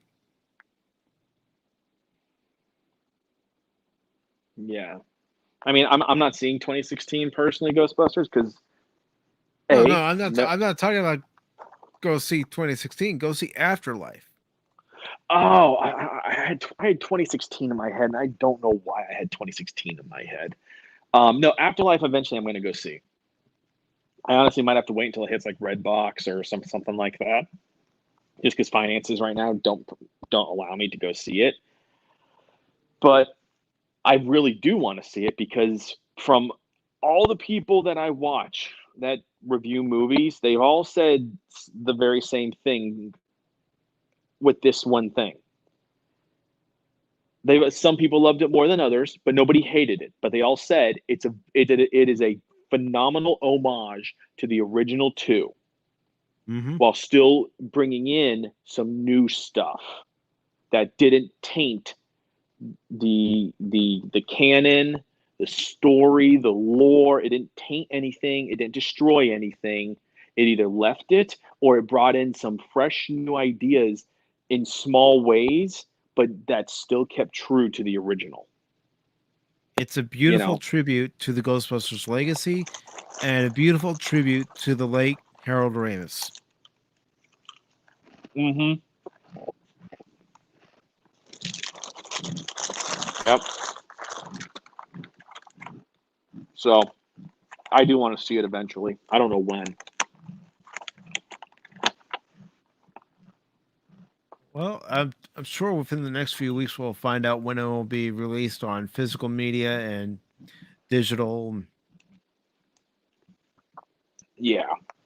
I mean, yeah, because that stuff's already being worked on. Well, yeah, they already have it all planned out. Mm-hmm. So, with that being said, I want to, of course, thank you, Common Sense America, aka the Smoking Patriot, for coming on as my co-host. Oh, I'm glad I could be here. Really appreciate it. I also want to thank Spock's Friday Nights for stopping by. I want to thank the Nerdporial Lifeform for stopping by. We had Woopa Troopa stop by. We also had Zach stop by. We had Alan Copeland stop by. We had Troy Pacelli stop by. Thank you very much. We also had KF204 Fox stop by. We had Sherry stop by. And let's see who else. We also had Brightest Day stop by as well. Thank you all very much. Really appreciate it. I do want to let you know I will probably be doing a live watch of the season finale of Chucky Tuesday night after I'm finished with my previous obligation on the Star Wars Guys channel for Tuesday Night Trek. On Tuesday Night Trek this upcoming Tuesday at 9 o'clock Eastern, we will be reviewing Star Trek IV, The Voyage Home. Ooh, that's a good one. Mm-hmm. So if you're available to come by and chat with us in the chat, you're more than welcome.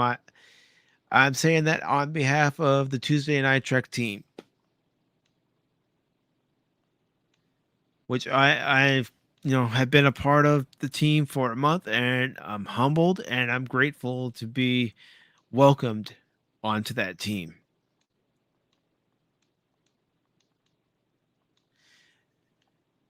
But yeah, and then Wednesday we will either do our regularly scheduled Pop Talk and talk about anything that comes out between tomorrow and Wednesday, or we might be talking about Back to the Future. We will let you know. But I also want to let you all know that next Sunday at 9 p.m. Eastern, 6 p.m. Pacific, I will be having my 100 subscriber celebration live stream. And Common, if you are available, I would really love for you to be there, brother. If you know, you know my rule. If I'm able to make it, I will. I know. So Saturdays can be a little trickier sometimes than Sundays, but obviously I try and keep you in the loop as best I can. So I know, but I wanted to throw out the invitation now instead of waiting until the very last minute and going, just be like, by the hey, way, it starts in 10 minutes. by the way, it starts now. Here's your invite. Show up. Yeah, seriously. I don't want to do that to you. Yeah, please don't. Please don't. I've had people who I was guesting on their streams before actually do that, and I'm like, you couldn't have given me like a few minutes of advance notice. Like, what if I'm getting it on, and like all of a sudden my phone starts blowing up, and you're calling me and all this other stuff. How am I supposed to know you're getting it on? the point is that a little bit of notice in advance. That way, if I am getting it on, I can time it perfectly. Think. They're like, I'm sorry. I'm like, you better be sorry, because if I ever am getting it on, I'm sorry. I'm enjoying that moment. I'll get on with you later. Anyway. And on that note, I'm gonna say you all Of course, have a... you're like, of course. Well, what do you want me to do, man? I love it how you're like gang it on, and good night, folks. Like I said, what do you want me to do? It's a Lord of mercy. Everybody will recognize this line. Everybody of a certain age, at least. Good night, everybody. Thank you all so very much. Have yourselves a good rest of your Sunday evening.